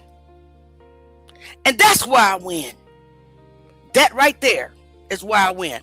Not me going to retaliate and ended up in a prison because we can't win like that. The prisons were made for us. They were made and built for us. So I got to be smarter than that. Look, what made look like weakness? Hold on, let me finish. Let me finish. So what may perceive to be weakness to some is really the greatest strength you can ever imagine. It really is. It's self-control. Where is that not self-control in us expressing a vehement passion of a fuck to them? Where is there lack of control into that? Nobody said that you were wrong. I ain't saying I'm wrong. I'm asking you a question. Where's the lack of control in that? If you say, because Black people always say, pick your battles, pick your battles. We get back to Nolan Wells. I don't even know how we got on this conversation. In Black, that means don't fight. When a Black person tells you pick your battles, that means don't fight now. Listen, you never hear Black people stop saying pick your battles, meaning not to fight. At what point do we go after these motherfuckers stole the way they go on after our soul? Are we supposed to just sit here and take it? Fuck they police. Fuck they government. Plant, animal, mineral, dinosaur, or deity. Nothing on this world or in this world gets to consume me or mine without its life or life force being equally threatened. Nothing. It don't matter if it's a government. It don't matter if it's a people. It don't matter if it's a tribe. It don't matter if it's a person. It don't matter if it's an ideology. It don't matter if it's nothing. We choose that and define that for us. Not they fucking law that they let be fluid whenever they want to be.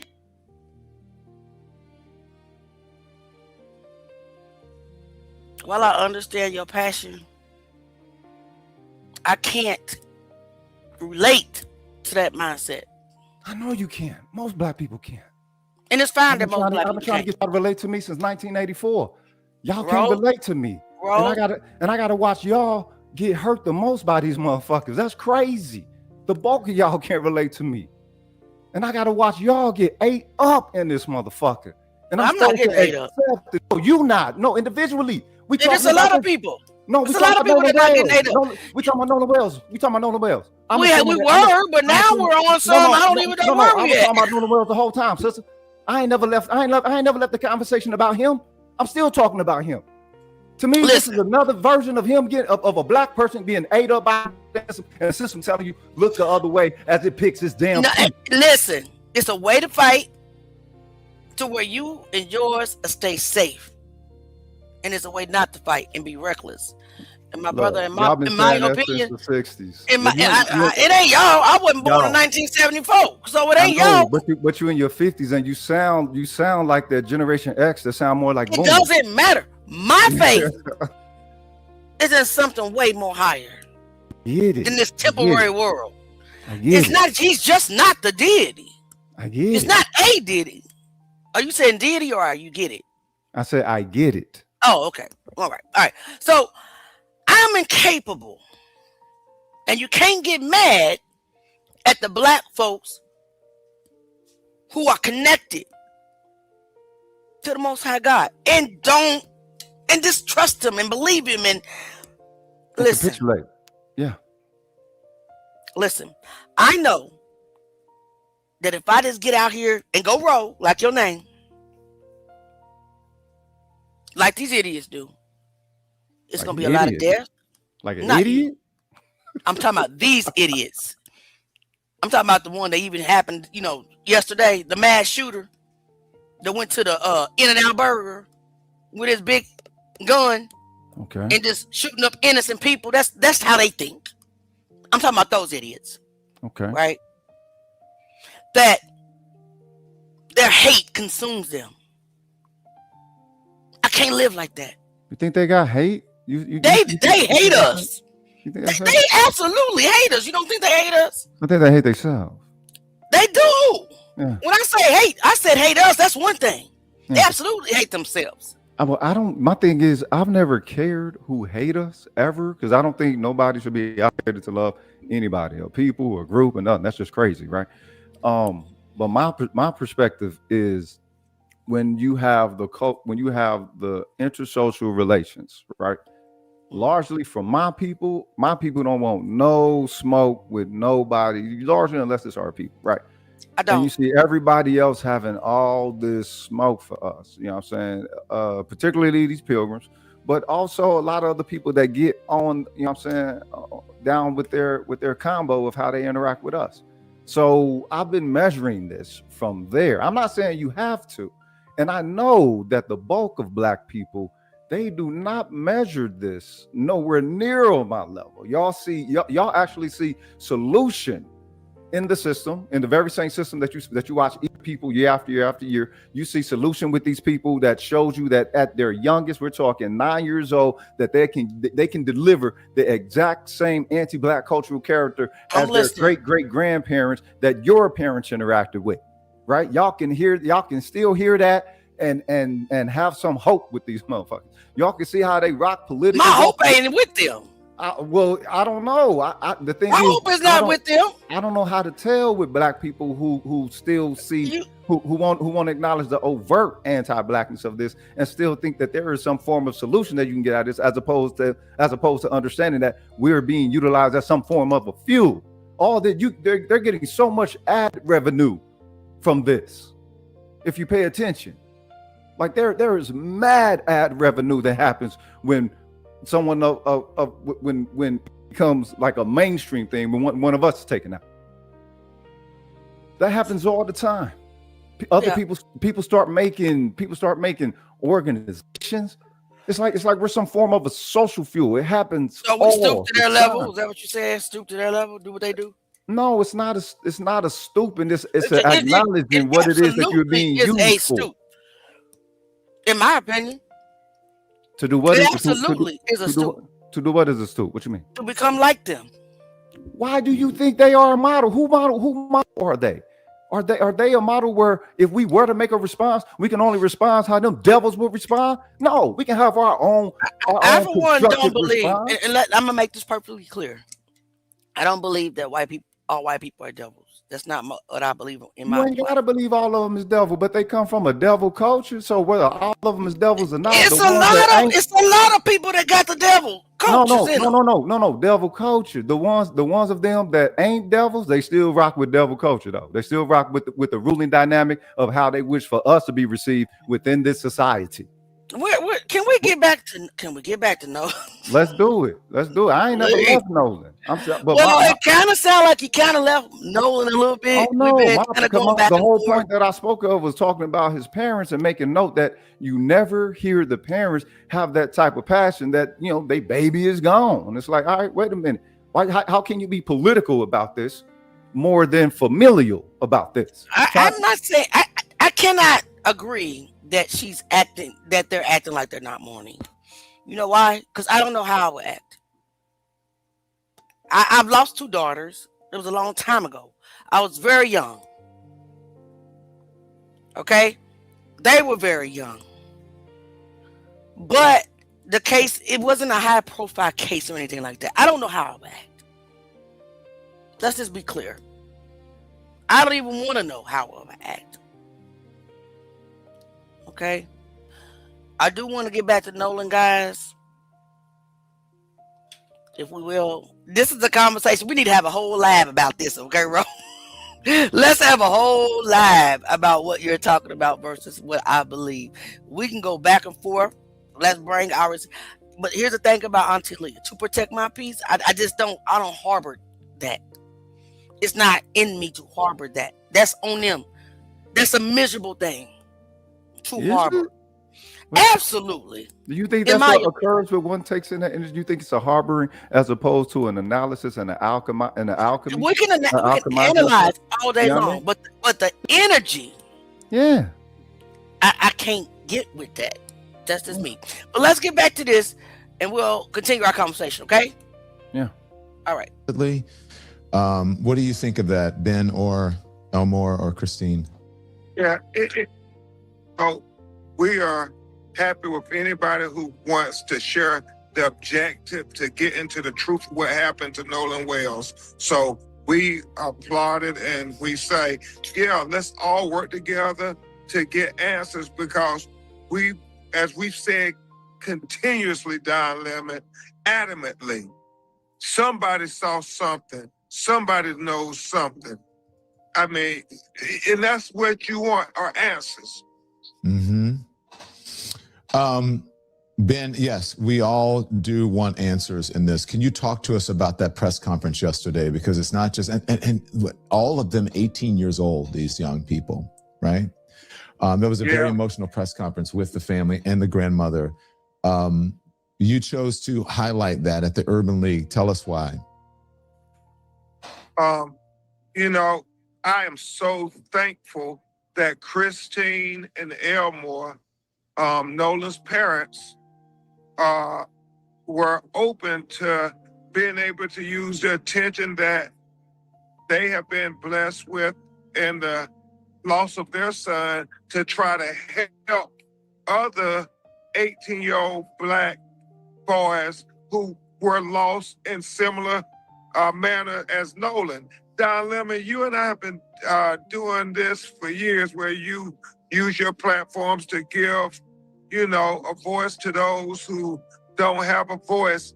And when you saw that press conference yesterday, you saw two families completely devastated, where you had that 18-year-old Black boys, three families, all in search of the truth, coming together about what really happened to their children. You had Daniel Irvin, who, like Nolan, they're saying it was an accidental drowning, even though his mother said he was on the swim team.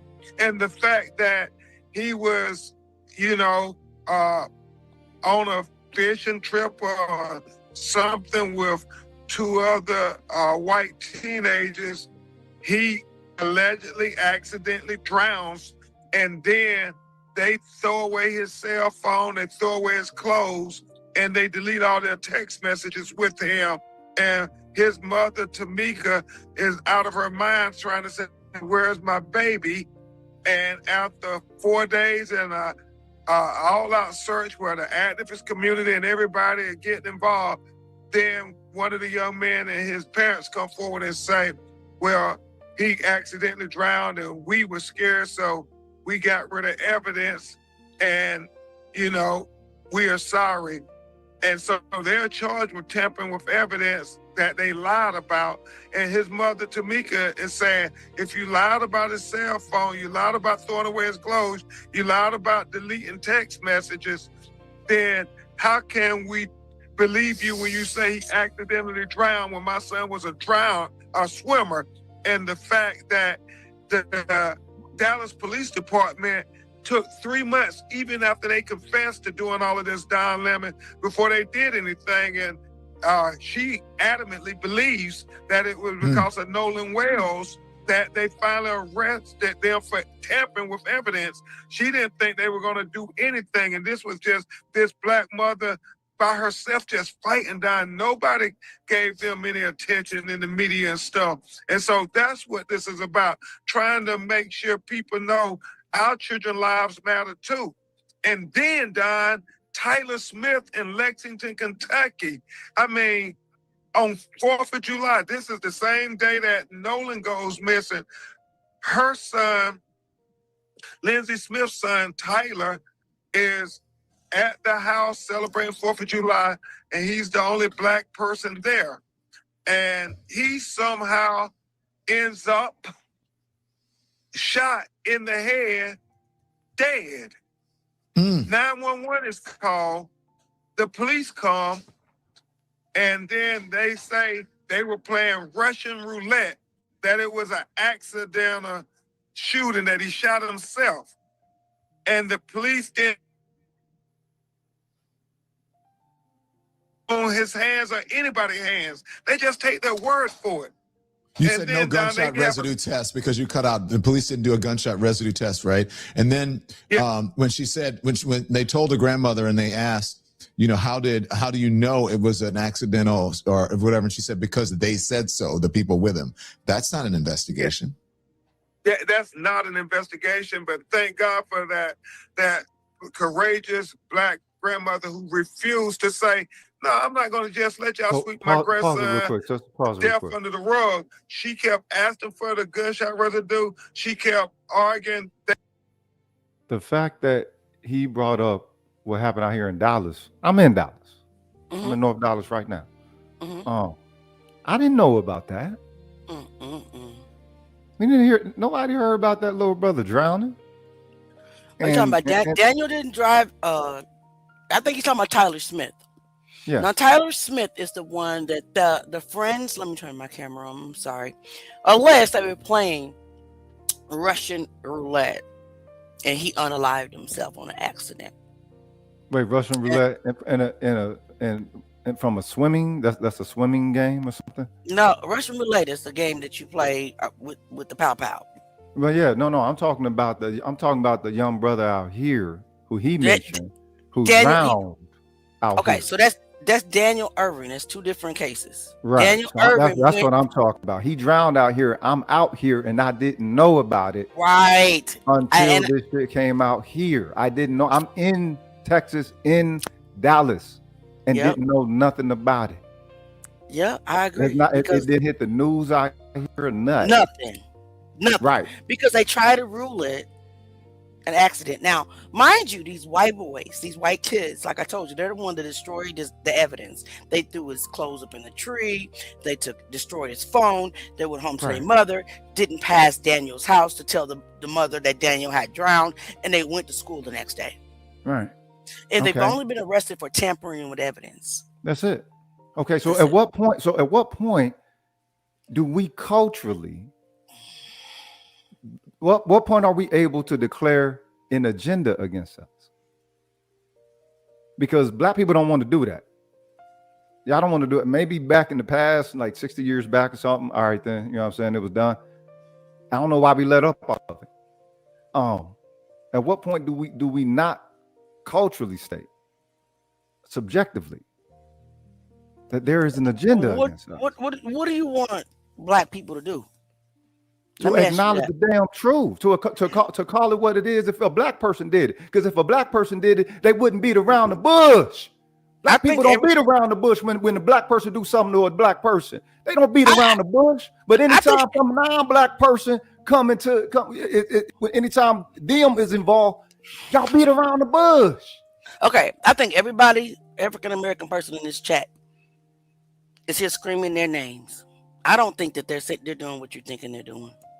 I don't think that. I know our people, sister. I know our people. I also equally know our people. So don't try to discount that, right? Because I'm the one that has the panel that's on this live like almost every day talking about these people. I'm talking about living amongst us. I'm talking about living amongst us. You know, our people don't beat around the bush. The people that are in this chat are not being quiet. But what do you really expect us to do, brother? I just said it. Acknowledge the truth. I really do believe that we're acknowledging the truth. Hold up. Hold on. No, Go wait. about it as if black Let me people did it. finish. Let me finish.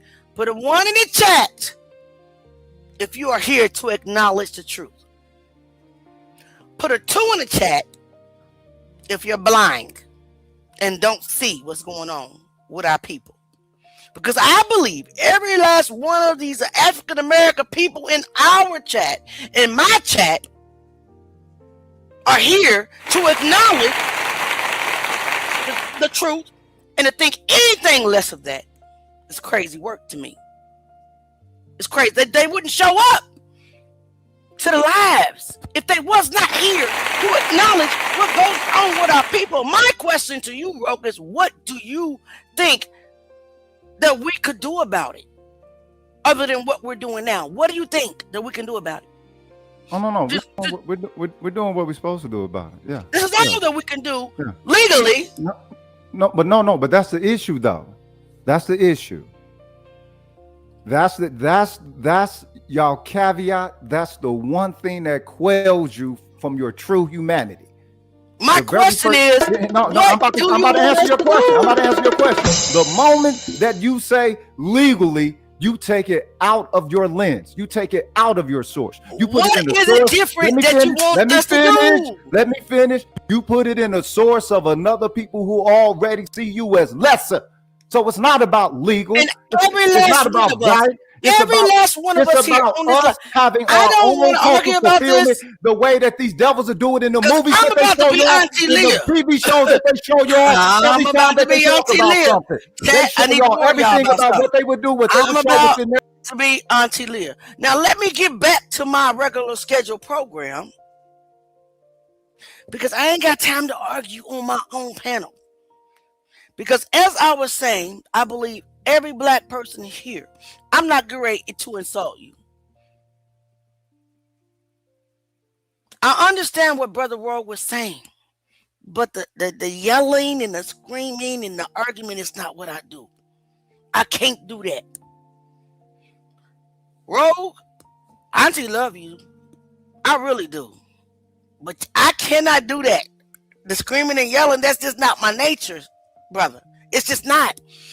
And I'm not going to insult the people that showed up for Nolan Wells because they're not reacting the way that you want them to react. I keep asking you, what do you want us to do? What different do you want us to do? Legally. Because we all know that we got kids, husbands, wives, moms, dads, cousins, nieces, nephews, family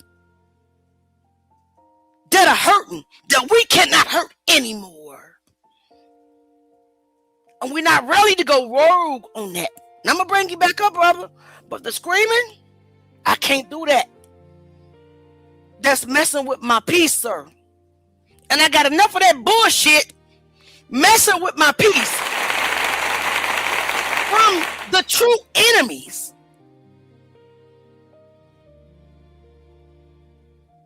I got enough of that going on every day because I'm talking about Carmelo Anthony. I'm talking about Nolan Wells. I'm talking about Daniel Irvin. I'm talking about Tyler Smith. I'm talking about Kendrick Johnson. I got enough of that. And what I goddamn not gonna do is argue with my own motherfucking people.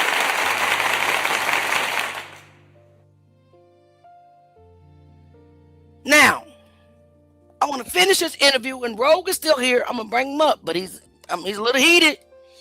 But respect my space. I'm not like that. And when I bring you back up, tell us what you want us to do. And guys, I'm so sorry for cussing. I'm sorry. Please forgive me. I don't do that. But I get enough of the trolls, enough of the threats that I argue with all day long every day. Enough of it. The mocking of our nephews and nieces' death. I cannot argue with my people right now. Stay there, Ro. You coming back. Let's finish this. So they took a gun that was there at the scene that they said was what he used to kill himself. And they then did an analysis. Down limit, they found out that the casings did not match that gun. And so then they had to investigate everybody who was at the house. Nobody volunteered anything. They went 7 days later to a young man's house, surrounded it, and then finally he came out and offered the gun and said, this is the gun that he shot himself with. And you would think they would say, hold on, why didn't you tell us this the day we went to the house? Why did you tamper with evidence? Why did you take evidence away from the scene? They only charged him with tampering with evidence. They still have not charged anybody with killing Tyler Smith, even though if you didn't do anything wrong, why would you take the gun from the scene of the alleged shooting? And so it's just god-awful. And, you know, we have to continue to stay on that. I think all of these cases, we're going to find the answers out to what happened, Don. We're going to find it out. 3 18-year-old black boys.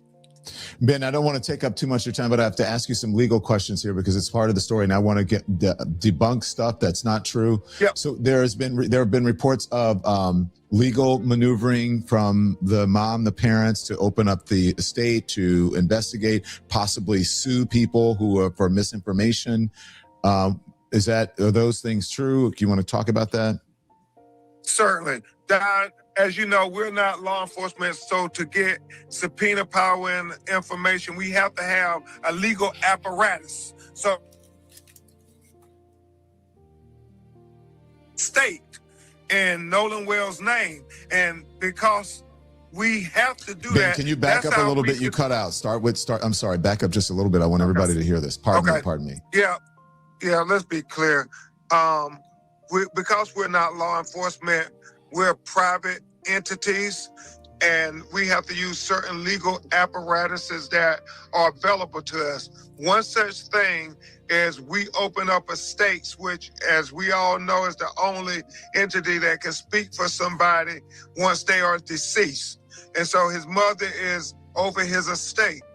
But once we get the estate open, Don Lemon, that then gives us the right to be able to subpoena people and entities and corporations to preserve evidence, to preserve information. So that's why we sent those subpoenas out, because we want that evidence to be preserved, because we don't know what is going to be relevant and not relevant, but we don't want it to be destroyed or lost.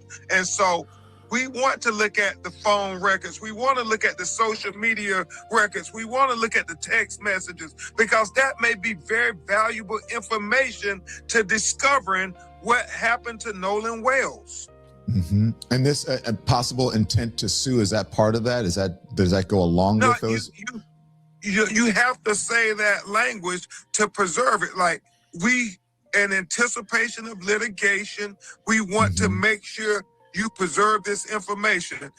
Right now, we don't know where the information is going to lead us. We don't know what the answers are, but we're in a ferocious search for the truth. And based on that, then we will do things that are necessary to get some measure of justice for Nolan Wells' family. We hope and pray that we can find out the answers as to what happened to Nolan, and that the district attorney and the government authorities would do what is appropriate based on the evidence that is ascertained. We want to make sure that this is treated just as if it was anybody's child that was taken, that you will say we want equal justice.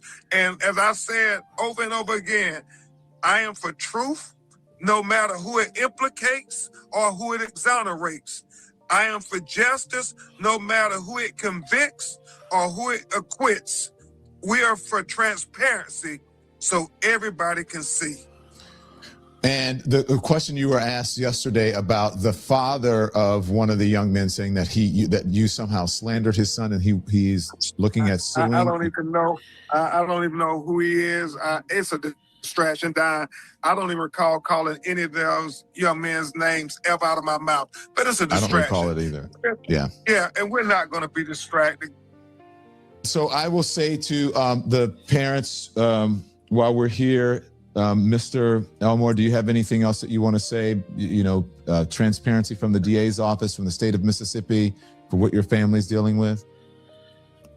No, just like Mr. Crumb said, we just want a truthful and a transparent and a fair investigation. We want to know answers. And until that's on the side, we can agree. Mom? Once again, if there is anyone who has original photos, videos, if you saw something, please contact the hotline, just so we again can get the answers that we are desperately searching for. And if you really are Nolan's friend and you saw something, you need to call. You absolutely need to call, because at the end of the day, if it were you and your parents, I'm sure they would be doing the same. Thank you, Miss Christine. Thank you, Ben. Ben, just can you hand the phone? Ben, thank you. And I really appreciate you joining us. And I want to make sure that you said everything. Yeah. Hopefully, we're going to have more breaking news on Lexington, Kentucky. I think some people are about to tell us what really happened in that house with Tyler Smith. We'll keep you informed. Thank you, Benjamin Crump, Elmore, and Christine Wansley. Thank you so much. We appreciate it. Thank you. Thank you, Don Lemon. All right. Now, so Brother Rogue is back on the panel. I got another clip to get into, but I want Rogue to really explain to me and I understand you're passionate about what you feel, but I need you not to yell at me. Okay? I don't respond when I tell you. I don't respond to that. Well, I don't. I respect your opinion, but I need you to tell us what exactly are you wanting us to do differently than what we can do. Than what we can do. Okay. So as far as what it is that we do, I was speaking of our expression when our loved ones are taken from us. Mm-hmm. We don't respond as if black people do. When I see black people respond to black people who take their loved ones away from them, they respond blackly. You know what I'm talking about? They get that full passion that I can culturally acknowledge and see from them. But when it's non-black people, you don't see that. You see them going about in some form of tailored form about that same loss. You know what I'm saying? As if their loved one if their loved one means something different to them than it do when a black person takes their life, right? So first and foremost, I want us to respond. I want us to respond. I need to explain the date. As if the non-black person or the non-black entity that took our family member or our loved one is black. I want us to respond like that. If it's bang on them, then it bang on them. If it's talk on the talk, if whatever it is, that's what it is. That's what I want us to do. I want everybody else to be worthy of the responses that we give one another to us. That's what I want. I just need you to explain the day. You went into the day response. They who are not black. Anybody who is not black. I first off started noting the black response. That anybody who's black, they should understand. If a black person offends, if a black person harms your family member, and you respond, more than likely you're going to have a lot more ebullience behind it, a lot more passion, a lot more energy, a lot more effort, right? Okay, cool.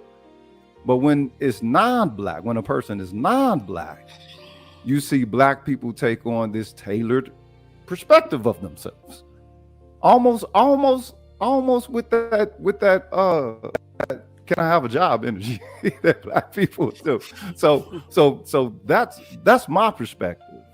Now you got to understand, having been within the military ranks of this military, right? When they send you overseas to put in all that murder butler work that they want you to do, They tell you to be on the lookout for certain factors, right? That stand out, that could be potential danger. They show you these are the social factors that are against the people who we are looking at as allies or whatever. And this is some of their cultural ways, so you know how to interact with them, so as not to disrespect them, right? They go through all that with some foreigner folk, I guess, you know what I'm saying, overseas. But when we get back over here with them same views that they taught us, you see how they treat your people. And you're not supposed to judge it as harshly. I mean, you're not supposed to use those same skills. You're not supposed to use that same lens. You're not supposed to use that same analyzing style. You're not supposed to use it on them. You're supposed to use it for them, right? So my perspective with this is I've always been ready to rock for my people like that. No, and the nation is against it. These people is against this. The law was against it. But if they want to eat on me and mine, I'm not just finna let you. And it don't always have to be a violent response. It can be the verbal response. It could be the vehement verbal response. Right. So, are you saying that the people that showed up that are fighting for Nolan Wells in the only capacity that they feel like that they can fight for these injustices are lesser than? Well, I'm through judging this, because once Ben Crump and Al Sharpton get involved, I've pretty much given this over to the media circuit, right? I don't even really think they really in it for the people like that. Yeah, once they're involved, it's a media circus, and you know, just based off of the track record that I've seen, you know, Al Sharpton, Ben Crump, right? I mean, I can't disagree with that. I'm not a real fan, but we've been dealt the hand that we have. We've been given, elite-wise, the people that we have. So what I don't do is, even though I know that it's deeper and I understand where you're coming from, I don't disparage it. I don't talk about it. I don't really just say nothing ill about it, because that's just what we have. And yes, I do believe they're handpicked. But another thing that I know is that we as Black people, even though we know these things are done to us, we know how we're treated, we know how we're hated, we know how the whole system is against us. We know that. Nah. Yeah. Nah. Yeah. We know no, it. I'm not getting ready to call people. I'm not ready to say people are not aware. You're woke. If they was not woke, I mean, we if you still believe in a murder clan dream, you're not. If you still believe in a murder clan dream, you're not. What is a murder clan dream? And then we'll get into this next clip, y'all, because we almost think my nephew Theo says he fully understands. Theo is a faithful Truth Game member, been there since the start. He says he fully understands what you're saying. Right. And look, this ain't nothing against white people. They just the ones in the way the most at the moment. I agree. If they get out the way, my target's gonna be on the next ones in the way. Okay, so but the thing is, it's not the whole race. It ain't gotta be the whole race. It's not what you're saying. But you're saying white people as if you're saying it as a whole. I am, because white is a power dynamic. No, here's the thing. And if they claim to be a part of a power dynamic, then they're susceptible to that. I don't hate white people. I hate racists. You ain't gotta hate them. But they will get put in motherfucking pockets when they need to be. Let's do this. Let's do this. And some of my people may agree or may not agree. There's white people, there's Black people, there's racists. Racist people. Okay. And they're defined as who? People got a problem with other people's skin color? Yeah. That's okay.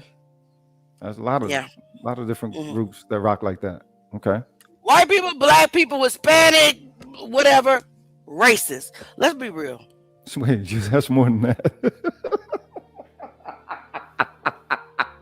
There's a lot more people here in America. You just X out a lot of people. So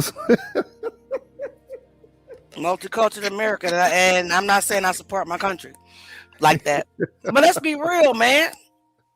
In my opinion, I got some beautiful white friends. I do. Okay. that I love and that love me and that would never say anything against what has been done to us. They actually support us. Okay. Secret Service Sam he's not my friend, but he's one of them that speaks out. It's a Biloxi man that speaks. It's a lot of them that recognize our pain. So I can't condemn a whole race. It's racist people. But that's because you see them. That's because you view them as a race. I don't view them as a race. Okay. I view them as a class. That's a deeper conversation. Then we'll have that conversation. No. But that's what all this is about. That's why the media response but before the public got involved. That's why it reflected what it did in the Nolan Wells case, right? It's about class. These people are trying to uphold. About class. White is a classification. I think it's about skin color. No, well, but that's the whole issue. That can be utilized as a buffer, you know, as a buffer zone, and that's secondary, if not tertiary. But ultimately, initially, white is a classification. It had nothing to do with race. They're just able to use it with race pretty well over here. But I look at it from black power standpoint. Is there some? I mean, Oprah Winfrey. How does she fit in? She's rich and black. Is she black? Okay, so what them? Okay, no, but I'm not talking about classification. You're saying it's. I'm not talking economic classification. No. Okay, we got to get into that another day. Then let me. No, I'm saying, but the reason why you say white is not because of any racial thing. You say white based off of what it initially meant to white people. It meant power. It didn't mean skin Of course color. it did. Okay, so that's my views with it. Now, I also identify how it might be utilized in some skin color dynamic over here. All right, but that's not my ultimate perspective of it. I'm viewing it in the same way of how an Irish person did. What is she doing? Are you talking about me or Oprah? What is she? Because Oprah ain't doing a damn thing. Oprah is a part of the elite. Oprah's paid and bought. Okay. I ain't stupid. By far stupid. Are you talking about me? Or are you talking about Oprah? It's gotta be Oprah ain't doing shit. It's gotta be Oprah. Can't be talking about me. Because I ain't got money like that. Well, she's trying to figure out her relevance. You brought up her money as her being relevant within a class level. But you just said a class, so you said it wasn't about race. I wasn't speaking economics. I wasn't speaking economics. Okay, can we social class? Right. Social class. Social class. Social class don't have to do with money. Okay, we can say it does, but it absolutely does. Okay, but ultimately, I'm talking about the same white power that the Irish people had to contend with before they were white. I'm talking about that white power dynamic. I'm not just talking about if it might be anti-black. No surprise in that, right? But I'm talking about that one, the one that doesn't matter if a person is so-called racist or not, because it don't matter if they hate black people. It matters more about what their value towards whiteness is. If their value towards whiteness is that above everyone else to the point to where they operate whatever position within the system like that, then that's the issue. That's what the white supremacist is, not the frothing at the mouth, racist, Confederate flag wearing hat, peckerwood that openly say they hate niggers, right? It's not them. It's power, not people, not just people. I'm talking power. Let me answer John's question real quick. Yes, your questions are allowed, equally allowed. We're here to have respectful dialogue, though. Respectful. Please believe it. Okay, so guys, let me play this last clip, if you will. Let me see. Did I have it up? Yeah, I do, because this is an interview between Stephen Smith and Nancy Grace, and I just want us to look at this real quick, if you don't mind, roll. That's right. Because this was about Nolan, right? Even though I really appreciate you, you can always come back. You know that, right? I'm still talking about Nolan. I know you. I get it, but you getting into some deep areas that you may need to educate me a little bit more on. You understand what I'm saying? All right, let's get into it. My guest is a former prosecutor and host of Crime Stories with Nancy Grace, which streams new episodes weekdays on Fox 1. Please welcome for the first time to Straight Shooter, the one and only, Ms. Nancy Grace. How are you? How's everything, Nancy? Thank you for inviting me. That's a very tough question because all day long I investigate and analyze murder and mayhem. Very often, Mr. Smith, I have people ask, why don't you smile on TV? Yeah, you can't. Wouldn't that be odd for me to smile in the course of reporting on a dead young man or a missing child? So I totally. Although I have great happiness in my life because of my twins. I got you. Boy-girl twins I had 18 years ago. Wow. All right. That's a lot. That's a lot of reason to be happy. No question about that. Let's get right to this case involving Nolan Wells. You've been all over this case right now. Just as a reminder to the audience, Wells was the 18-year-old college football player from Ocean Springs, Mississippi, who was on a boat July 4th with a group of friends and traveled by private boat to Horn Island, an uninhabited barrier island off the Mississippi coast. Wells was the only black person, so reported, on the boat. When the friends returned to the mainland, Nolan was the only one who did not make it back. Talk to me about this story, Nancy, and what do you make of it at this particular moment in time? I think that it is very murky, and I do not understand, Stephen, the demands on all platforms for the investigation to be shut down. Is it possible Nolan Wells died by accident? Yes, it's possible. Is it possible that there was foul play? Yes, that is possible. And I don't believe the investigation should be shut down until we know the answer to that. I have 2 children, both the age of Nolan Wells.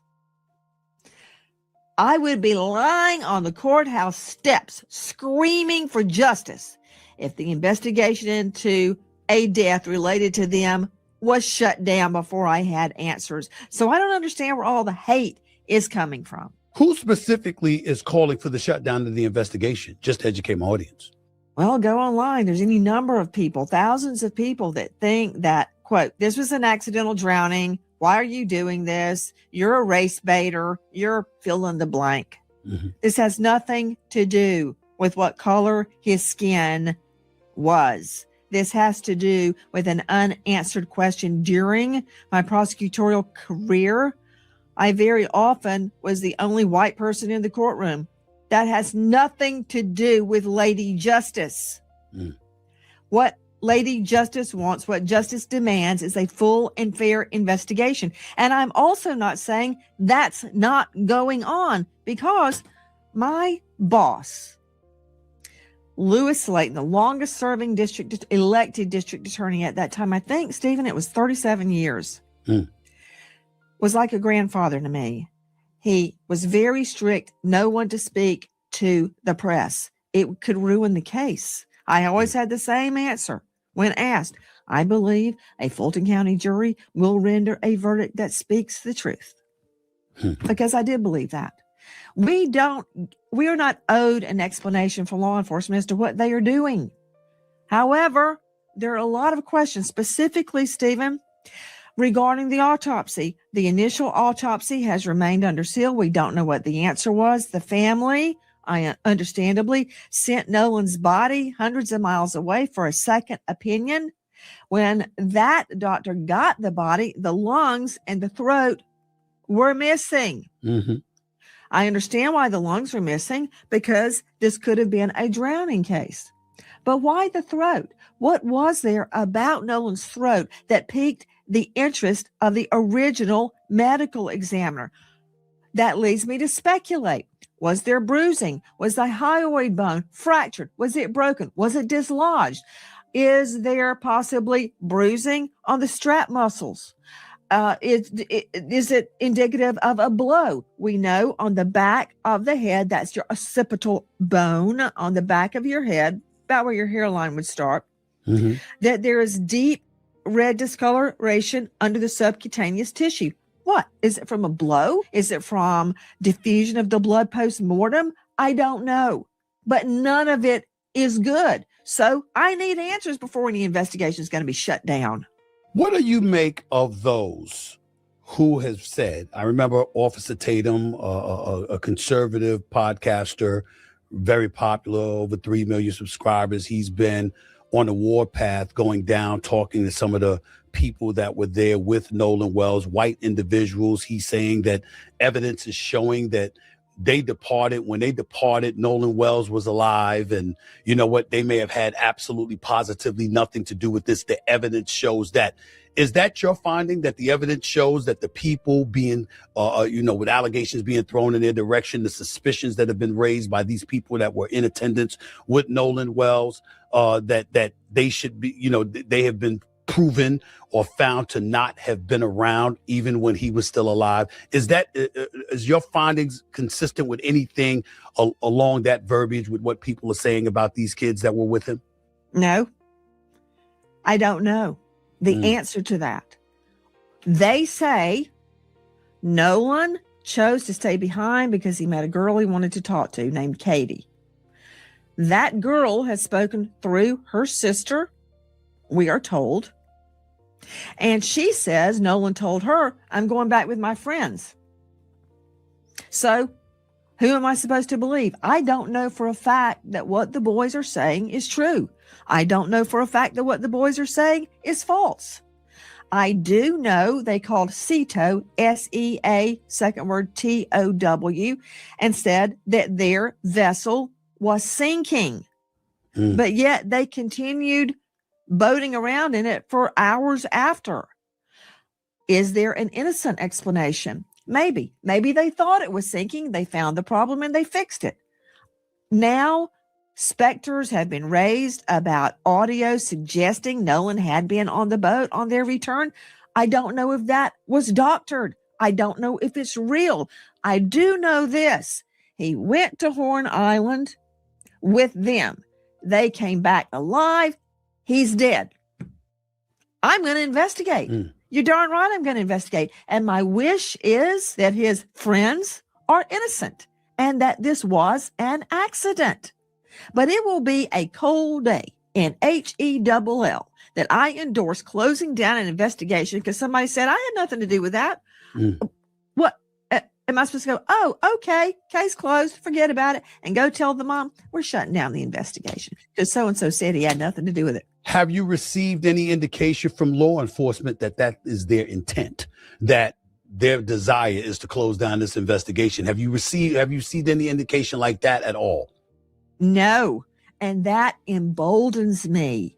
That emboldens me because so far they haven't finalized this thing. As a matter of fact, the other day, we're shutting down the investigation because so-and-so said he had nothing to do with it. Have you received any indication from law enforcement that is their intent, that their desire is to close down this investigation? Have you seen any indication like that at all? No. And that emboldens me. That emboldens me because so far they haven't finalized this thing. As a matter of fact, the other day, a female journalist got a hold of law enforcement, the sheriff. He wouldn't answer any questions, which he should not have. And he stated that all questions were to be directed to the district attorney's office. I expect what they'll do is this, Stephen. I expect that they will call in a grand jury. A grand jury has two purposes. It can be a charging grand jury. I presented hundreds of cases to grand juries to get an indictment. It can also be an investigative arm. It can subpoena documents. It can call for witnesses. It can question them. It's an investigative, a fact-finding grand jury. They may do that, or they may be able to do it on their own without calling in a grand jury. But I believe that law enforcement will do the right thing. Much has been made of the fact that Crump, who is representing Nolan Wells' family, turned down a request, an offer to bring on scent dogs and cadaver dogs to the boat. Well, I've got to just swat that down right now. Crump, or the Wells family, doesn't have the authority to allow anybody on that boat. It's not their boat. I've also learned through the grapevine that the boat has been searched. I would like to get my hands on that GPS nav system. I would like to find out if cadaver dogs were brought onto the boat. I would like to get a hold of Katie and question her. And I would like to ask each one of the boys separately what happened. And I'd like to give them a polygraph. Is that so wrong? That's what I would be doing right now. Nancy, I don't think it's wrong at all. And with those questions that you're asking, I think all of those are very poignant, very, very significant questions that need to be answered. What's the resistance to getting those answers? Is it law enforcement saying it's an ongoing investigation? You're not entitled to know things until we tell you to? Is it the family getting in the way? Is it the Wells family picking and choosing who they want to investigate matters, and they're interfering in their own way? What's this mess that seems to have been made of this case? Where does fault lie, if any at all, in your estimation, as to what's impeding progress in this investigation from taking fold? Stephen, I believe a lot of people desire controversy. I think that there are people out there that want to spin it out for their own gain, be it fame, be it money. And I cannot relate to that. I'm a crime victim. I am a victim of violent crime. My fiance was murdered shortly before our wedding. It changed my life and my family's life forever. It even affects me now, how I raise my children every day. I can't lay fault at the family's feet. I can't do that. I think that hate, racial hate, is being stirred. The pot is being stirred, and people are coming out.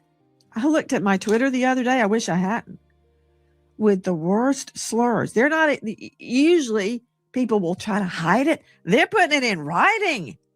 It's just anger and hate, and is boiled up in the form of this case. And I pray to God that we will get justice regardless, notwithstanding all the hate. I don't know where it's coming from. I can't identify with that. But I can tell you this, we're not letting go till we have an answer. Your thoughts on the Wells family. Some people who wanted to point the finger at them, and I just find it to be wrong. I'm like, I'm not looking at the family who lost their son or lost their sibling. I'm not looking at them. I'm not trying to look at them in any negative way. But there are people that have looked at Crump's presence. Civil rights attorney. Obviously, he's represented white clients as well as black clients in the past. The family brought him in. They brought up Al Sharpton eulogizing Nolan Wells at the funeral. They brought up these kind of things to say that, the family, if not the family, those connected to the family are stoking these thoughts that you just articulated. That's a very, very big concern to you. What are your thoughts about that when the Crumps of the world, the Al Sharptons of the world, even though he just eulogized them at the funeral, he's not necessarily involved in the legal process. Their involvement in something like this, what does that do for or against the case in your estimation, based on your experience reporting on these potential crimes, allegations involving such manner? I don't care. I care about one thing: what happened to Nolan Wells. I don't care if Al Sharpton is stirring the pot.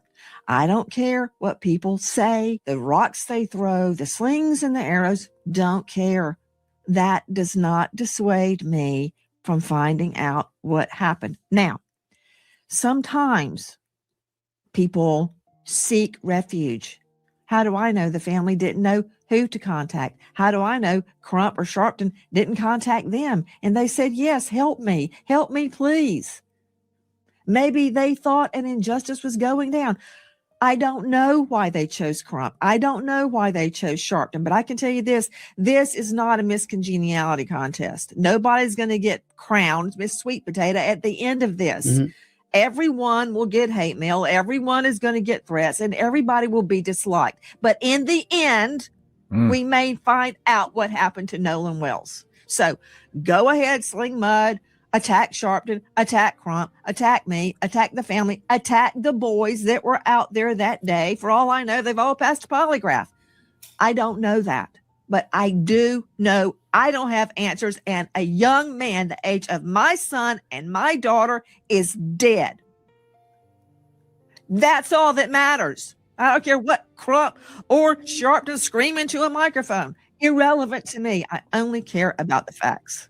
Let me be more specific. What I'm getting to is, does the presence of individuals like that, based on your experience, assist in expediting the process to get closer to the truth? That's what I'm wondering about specifically. You know it don't. I think it does. And I'll tell you why. Whether you like Sharpton or you have to hold your nose, you don't like him, don't care. But guess what? Every TV was turned on this case because of Crump and Sharpton. You know how many cases I've investigated and nobody cares? Their names are forever lost. Nobody knows their names. Nobody cares. But because those two jumped on the bandwagon or hitched a ride on the bandwagon, I don't know which is true, now there is focus on the Nolan Wells case. And I say, fine. Authorities have said they suspect drowning. How do you feel about authorities coming out without the investigation being completed? I'm thinking about your former boss, who was like a grandfather to you, that told you don't go to the media until it's absolutely necessary. Timing is everything, et cetera, et cetera. I'm looking at authorities coming out and saying they suspect drowning. I think that's a very presumptive statement to be coming out of their mouth. Wouldn't you say? I don't think there should have been any comment at all. If they had to say something, it should have been along the lines of, we are investigating the case to our fullest ability, and we are open to any information, any help that we can get, and we will find the truth, God willing. I think that's what I would have said if I said anything at all.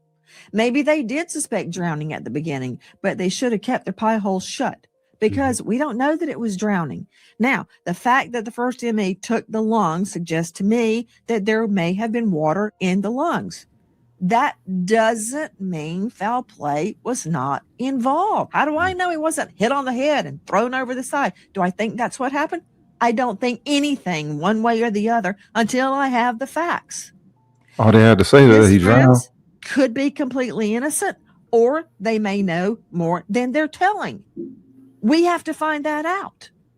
And the only way to do it is by applying pressure. And in my estimation, the authorities being a bit presumptuous and ahead of the curve and saying they suspect drowning and articulating that, it's almost like their wish was to aim you in a different direction, and the direction towards innocent for these boys. Because why would authorities come out so quickly and just say such a thing? That's just my thinking. But I'll ask you this as well. Your thoughts real quickly about the independent autopsy compared to the original autopsy. Your thoughts about that, if any at all. Oh, I've got plenty of thoughts, Stephen Smith. Plenty of thoughts. First of all, they both are inconclusive. I don't have the first result, so I don't know. The second one is deemed inconclusive. Why? Because the second examiner does not have the throat or the lungs. So a full investigation, an autopsy cannot be completed, because this is what they've got to do, and I've seen them do it. I told you about the red subcutaneous markings under the occipital bone. Yes. All right. Now, how do I know that's not from a blow to the head? Okay. How do I know that's not from an accident? We are being told today Nolan was drinking heavily. Okay. Even somebody drunk can be a homicide victim. Even somebody drunk can be a victim of an accident. That means nothing to me. Everybody out there was drinking. So what, I'm going to be angry because the victim was drinking? Again, this is not a personality contest. It's not a moral test about his character. Bottom line, why do you make it that? I need more evidence, because that bruising or hemorrhaging or red. That's interesting. That's interesting that look, this is a clear example of what I'm talking about, why I talk about it. She's being berated by white supremacy.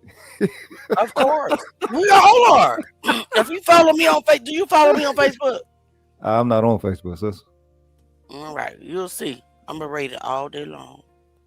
No, but I'm saying a lot of us. But she's a white woman, and it's a lot of white people that's being berated. That's what I'm trying to relate to you. That's why I won't condemn a the whole whiteness I'm race. talking about. The whiteness I'm talking about is the whiteness that berate her. Yes. Yeah. Those are the racists. That's the class that I separated. Okay. You can put on That's the what I'm race, talking but about. I don't think they're doing it because of skin color though. Or maybe they're doing it because They are. how they might be perceiving her skin or what she might not They be don't making it mean like. to her. They don't like. They hate us. And yeah, I'm not the best example of a Okay. black person except my locks, right? There's nothing wrong with them hating us. There's nothing wrong with Listen, that. they hate us. And if you're white and you stand for us, they hate them too. Okay. But she don't stand for us. She stand for justice. Clearly, she's very And objective with this. justice connects with us. Because the white people, Okay. they receive the justice all the time, right? We're the one that receive injustices and cover-ups. They don't. No, they're not. They get that too. White people get a whole lot of injustice and cover-ups too. Okay. The issue That's is from that their own people. yeah, but Their own that's people. the Their own part. people That's are the ones. Listen, their own peoples are the one. yeah, but Their but own the people ill part, are the one. the ill part is they act like they don't be getting hit almost They as don't hard. because they hate. Lord have mercy. So all of them hate. you almost say all of them hate us though. If that's the They case, do. All racists hate us. All racists hate us. no, we're They not do. just talking about races. We talk about white. I would never condemn a whole race. Right, No but I'm matter saying, if they're I'm Chinese, saying the white people who Latino. are beraged by It white doesn't people. matter. No, hear me out. Hear me out. The white people who are barraged by white power domination, almost similar in the same instance of how a non-white group or person or entity could be or whatever. They usually don't be letting it be known like that, right? So Nancy is actually doing, Oh, they absolutely they letting it known right now. Yeah, yo, this is the year. You know what I'm saying? Look, you need to be on there's a whole Facebook. lot more You'll get Pilgrim it. allies I swear than to I thought God. there would be in the You need future. to go ahead and I create you a I Facebook page. respect y'all on that. Because I need you to take some of the hate that I get on mine and go ahead and put it on you because you need to know. I had to make they don't come to me with that shit. Look, They don't. They They don't nah. because you ain't on Facebook. Well, they can. Let me tell you something. I'll be wanting I had to to make a visit. whole post because I just wanted to ask Bart Edmondson one question. Just one. Okay. That was it. I'll show you the question, and then we'll get back Damn in the it, Bart. nasty. Damn Damn it, it, Bart. freaking Bart. Right. Warren, put your ass in this shit. This is the post I made today. Y'all, this is the post I made for Bart and his Timu lawyer. I said, these folks swear if we say Bart's name, it's the end of the us. Bart. I don't give a fuck. I did that. That they was mad as hell. Oh yeah, I bet. They was mad as hell. Yeah, live it. F. Bart Edmondson, his daddy, Bart Edmondson Sr., and his Timu lawyer, Mr. Latino. Is that his name? Yeah, I love y'all. You said that shit last show. Why you call him Timu? Good. He over threatening people with lawsuits and shit. Ain't nobody scared. We're not scared. Y'all. And you should know, we're not scared. We're smart. Let's keep going, y'all. I'm sorry. And we're gonna end.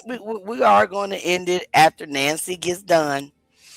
Let's get back into it. Under the occipital, I got to figure out it's from a blow. Is it from a fall? Is it diffusion? Now, go with me on this. When someone passes away, okay, and they're in a specific position, the blood pools. It's called lividity. The blood goes down. Like if I die on my back, my blood will go to the back of my head, my back, my rear end, the back of my legs. You turn me over, it'll go to my front. So is that pooling of the blood? I got into a full-on argument with a very esteemed medical. Because y'all know that Auntie Leah knows autopsies very well. Because if you've been here since the beginning, y'all know about how extensively we went into the Kendrick Johnson's case. The people are trying to say that the pooling of the blood in the back of Nolan's head, neck area, Mm-hmm. the injury, the redness Mm-hmm. is pooling the Mm-hmm. blood. But he was found face down. We know that if, guys, check this out. That's a If he was hematoma. You only found, get that pooling of blood from if he was impact. found, If you found face, yeah. If you head face down, if you face down, the only reason it's that there not would be going to blood pull right pool there there, if you face down. It's it going would to pull only be here. through impact. It would only be through impact. Right. That's it. And blood pooling, if you're face down, is going to pull to your face, not Trouble to to the your back of face. your head. Yeah, your heart. Yeah, relax. So stop the cat. What happened to Nolan Wells? What Interesting. happened? And what happened to Nolan Wells? Let's keep going. Examiner, because he suggested it was pooling of the blood. Then why wasn't it anywhere else? Why wasn't there pooling on his back, on the back of his shoulders, his neck? Why is it just pooling here? So I've got a problem with that theory. Here's a problem with my problem. It's very complicated, Stephen. The neck, if it was injured, is very diffuse with blood. The blood from the jugular and the carotid arteries could diffuse post-mortem and gather there. So what they've got to do is get that tissue, the tissue from Nolan Wells's occipital bone around it. And they've got to look under a microscope and figure out, is this a result? So why do they keep it? Why do they withhold it? Because they're going to show evidence of bruising and not drowning. Brother, they know it wasn't a simple drowning, brother. They know that. Let's keep going. If it was, Of a bruise? Or is this diffusion of blood or something else? See, it's very complicated and very minute. So we need more evidence, is what I'm saying. I think it's very complicated for the average person out there. I don't think it's that complicated for you. I don't think it's that complicated for a medical examiner. If you have his body and you have that, you look at it and you can see what it is. To me, it just seems some resistance, I don't know from whom, to make sure that becomes public knowledge. I think that's where I think that's where the challenge lies, not in figuring it out. I think the challenge lies in us getting them to articulate what they figured out, Nancy. That's where I'm at with it. Now, you're saying what they figured out, because I don't think the second examiner has figured out anything, because he doesn't have the lungs or the throat. I'm talking about the first examiner. That hyoid bone. I'm talking about the first examiner. Okay, yeah. There's one holdout on that I could see justifying the delay, and that's waiting on toxicology. Were drugs involved? Because what if, and I have no evidence of this, what if he had used drugs, fell in the water, and drowned? But they didn't tell you that, Nancy. They didn't tell you anything about that. If he did use drugs, he could still be a victim. But they didn't tell you. I'm saying the average person out there, they didn't even tell you about you couldn't say we're waiting for the toxicology report. I mean, if you could sit up there and say we suspect drowning, couldn't you have said we're waiting for the toxicology report? You didn't hear them say that, did you? Yes, you could. I have not heard that, and you're very correct. That could be released where it's pending toxicology. Or anything. Just tell me something. But we're getting nothing. And again, it's not their duty to tell us anything. So before I assign wrongdoing to the medical examiner or anyone else, we need more facts. But I find it very disturbing. They all go out, and he's the only one that doesn't make it back. The girl says he left with them. They say he stayed with the girl. And there were hundreds of people out on Horn Island. Nobody saw him. Nobody. I find that very hard to believe. And think about the last person. Let's be clear.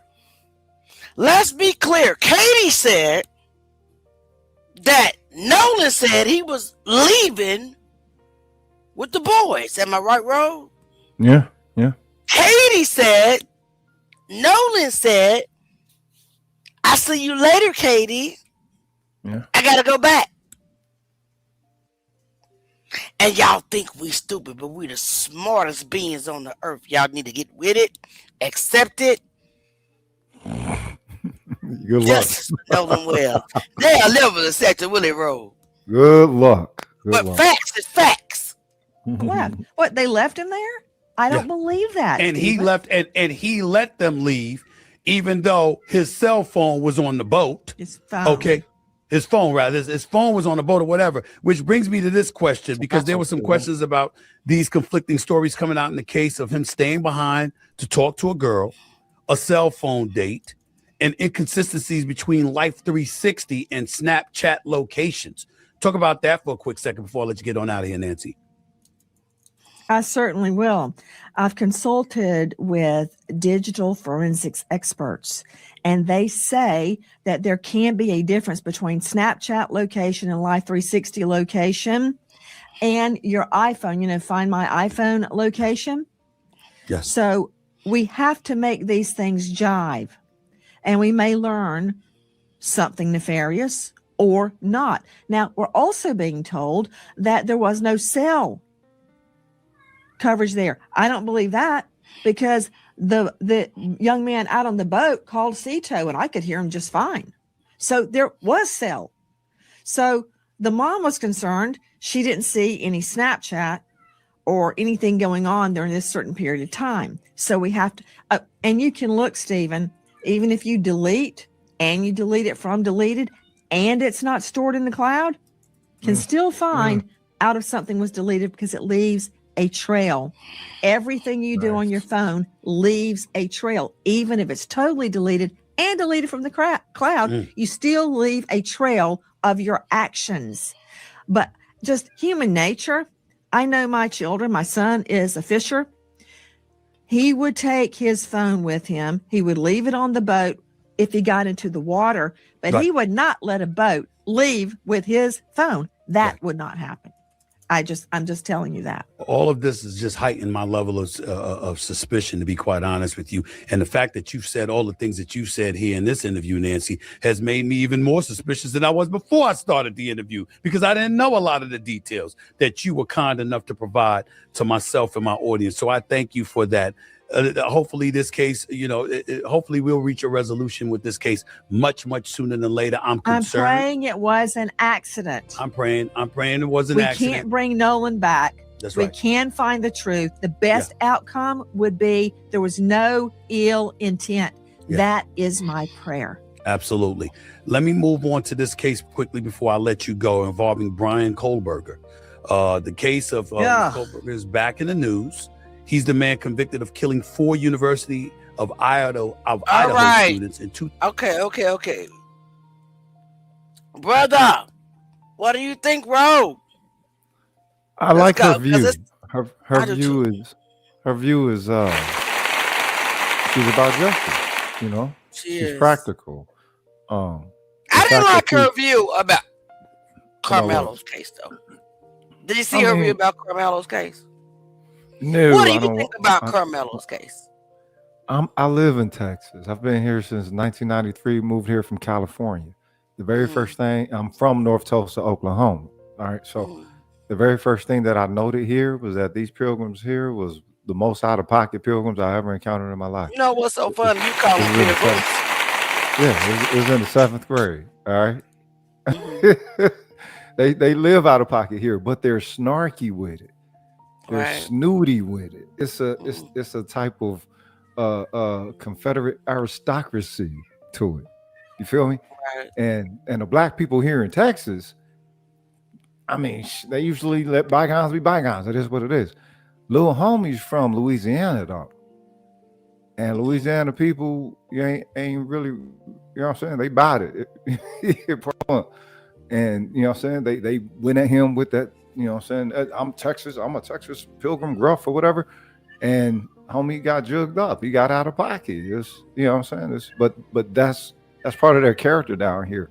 They live out of pocket. And they're the rickest of the rick when it comes to out of pocket pilgrims. I hear you. The rickest of the rick. All right, guys. So before we end this live, and we've been on this live almost 3 hours. Y'all know Auntie don't never.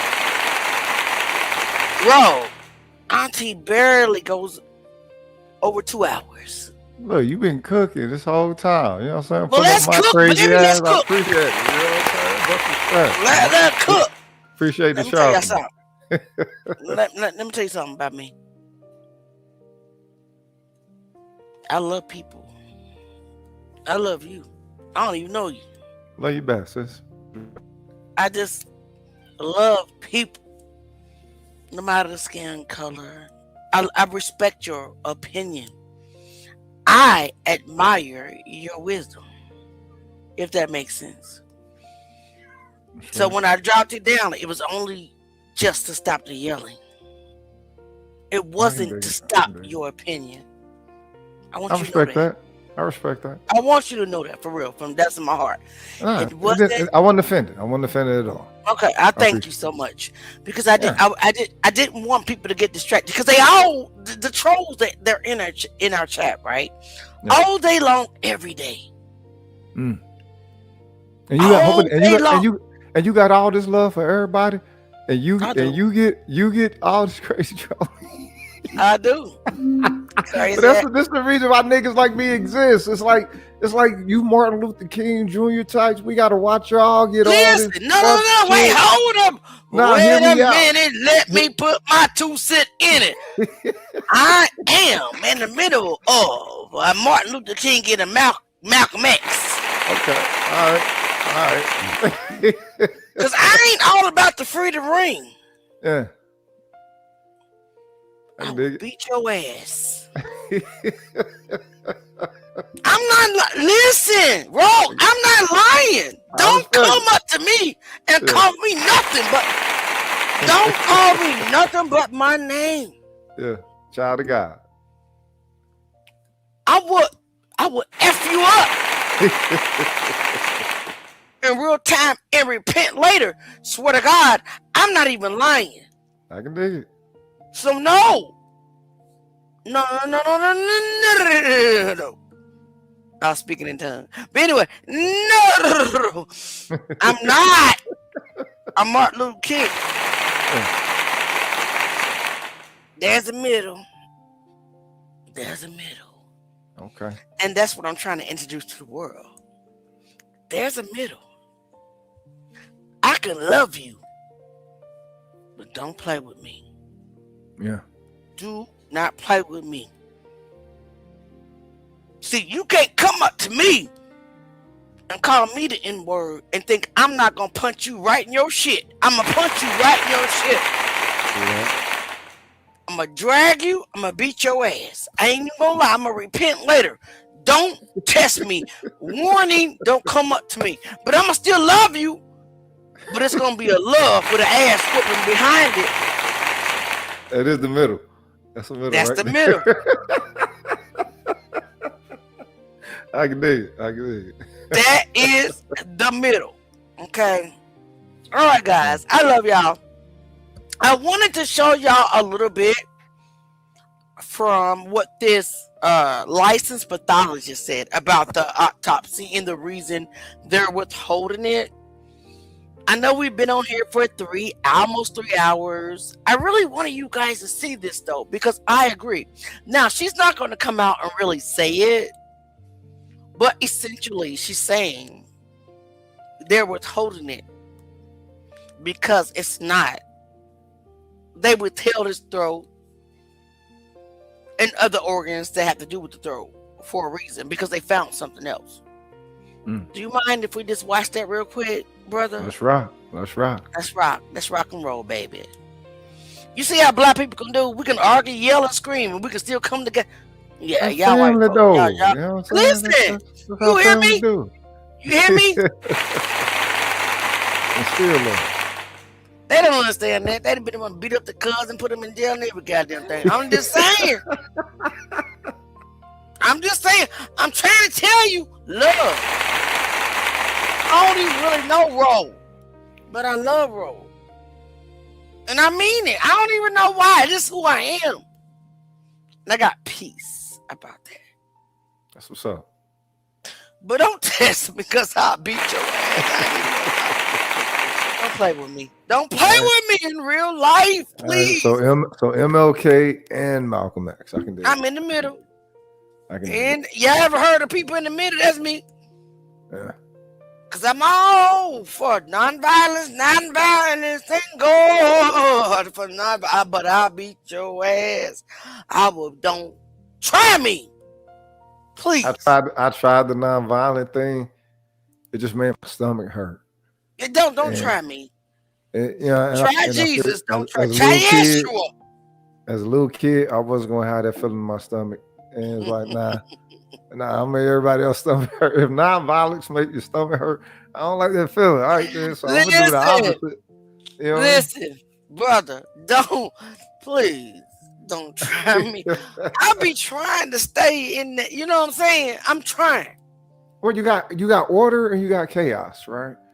Let's say that for the balance, it actually requires a little bit more chaos. And if you're applying too much order, that could be a toxic amount of order. Things are still disbalanced. It could be. Yeah. But I'm just telling these people, please don't try me. Please, Hercules, don't do it. Just skip on by. Skip on by. Because if you push me, I'm going to stab your ass. Like that blade in her purse. Got that blade in her purse. Just like that. Because don't put your hands on me. Because the first crime when it came to Carmelo Anthony was the assault that Austin and Hunter did. Let's not get it twisted. The first crime was putting your goddamn hands on Carmelo Anthony. Oh, yeah. That was a crime, too. Assault was a crime. Yeah. You see, y'all want to skip over that. Yeah, menacing. I think menacing was the first crime because they came over there in a group. And it's like, all right, you went over there. Menacing and then assault. And then it's like, Listen, all right, then you get what you get. Brother, if Austin Metcalf and Hunter would have kept their hands to themselves, do you know that Austin Metcalf would still be here? Definitely. But since Austin has the mentality of the many bullies that swarm our channels on a daily basis with nonsense and racist comments, that Austin's dead. But how much of their bullshit are they not to believe if there's so much effort and so much intention put toward them? Because you got to remember, the Matrix is for them. It ain't for us. The Matrix is for them. We need to get us alive together soon, brother. Get on Facebook so you can inbox me, because you need to explain what the Matrix. I know what the Matrix is, but a lot of the audience that we're speaking to, they don't know what that is. They don't know. They don't. Okay. You need to get on Facebook. Find a way. Well, my email is kickingitwithauntieLeah@yahoo.com. Kicking, not with the G. Kicking. I'm purposely staying off of Facebook, though. I'm purposely staying off of Facebook. But do me a favor. I'm giving you my email. I appreciate it. I can go by and check it out. Whatever. I ain't gonna make it. No. What I'm asking you to do is email so we can set up a separate live. Okay, let's do that. Go over this. You know what I'm saying? So let's do that. Our people and others can know about what the Matrix is. I know what the Matrix is. It's a lot of people that don't know what the Matrix is. Does that make sense? I don't see how now in this day and time. You saw the movie though. If you saw the movie, then you know what it is. You know what I mean? Trust me. I know about the black lady that wrote the Terminator. How God inspired her to tell us about. I know about all that. Mama Sophia. Do you know who Jaguar Wright is? Yeah, I know. Definitely, of course. All right. Let me explain to you. My channel is a sub channel or baby channel of Jaguars. Oh, much respect. I talk to Jaguar. Much respect. And she'll pop up at any time. She's on vacation right now, probably, which is why she's not on the panel. Right. Or popping up now. I didn't build my channel off her name at all. She allowed me to step out on my own and build my own channel. And that's how I got 170,000 followers and growing. You seen 101,000. Wow, I think that's the reason why. But yeah, I had no clue that you was connected. Jag, all right, then. So much. Jag has a deeper thinking, like you. Okay. That I love when she pops up, because I am this person. Oh, I love you, and I do. I can't change me. I can't change. Listen, listen. Yeah, I but you know can't what? But you know what? You know what? I do respect that part of our people because, like, it's the earth, wind, and fire of us, right? Like me, I'm a funky child. You know what I'm saying? P funky, I know what it is. We keep And the I cosmic respect that in your because face that's, raw. you know what? That's who Jack is. Yeah, you know what I mean. So that's why I don't get mad. I'm like, but- well, he just but- who he is. I do think we are at our best though in that earth, wind, and fire. So I'm a student of it. I might not be connected, whatever, but I am connected to it and trying to be a student and understand that ubiquitous love that we do have. And we do have a crazy love, you know what I'm saying, like divine love. And I respect that, you know what I'm saying? But I've also learned how to be a whole lot more selective with it, you know what I'm saying? Put the anchors where they may need to be with it, you know what I'm saying? Because I was there, you know what I'm talking about?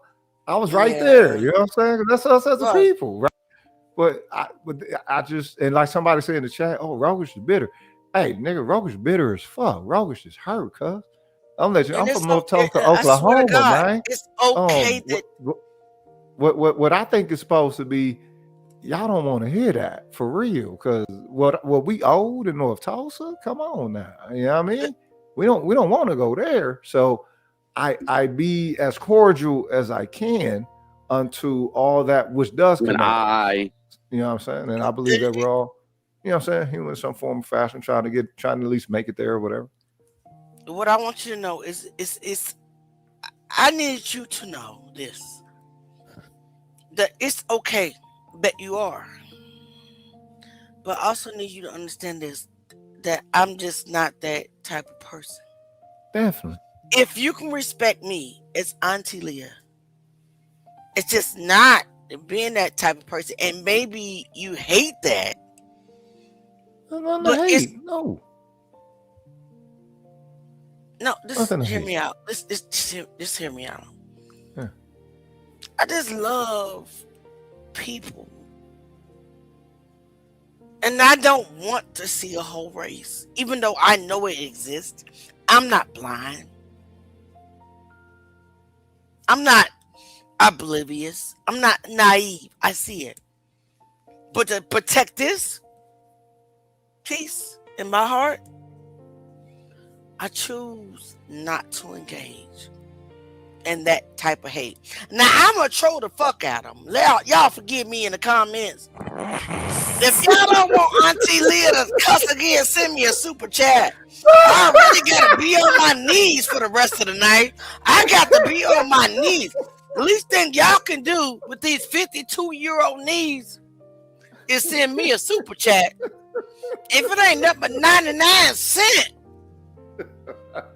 at least I don't charge you to read your comments like some of these grifters do on YouTube. They charge people. If you want me to read, yeah, it's a certain content, a few of them. I asked the question. I said, why are you charging people to read their comments? I was immediately blocked because in my heart, me reading your comments, yeah, that's me recognizing you. It hurt my heart to see people doing that. Yeah. And I'm not gonna cry.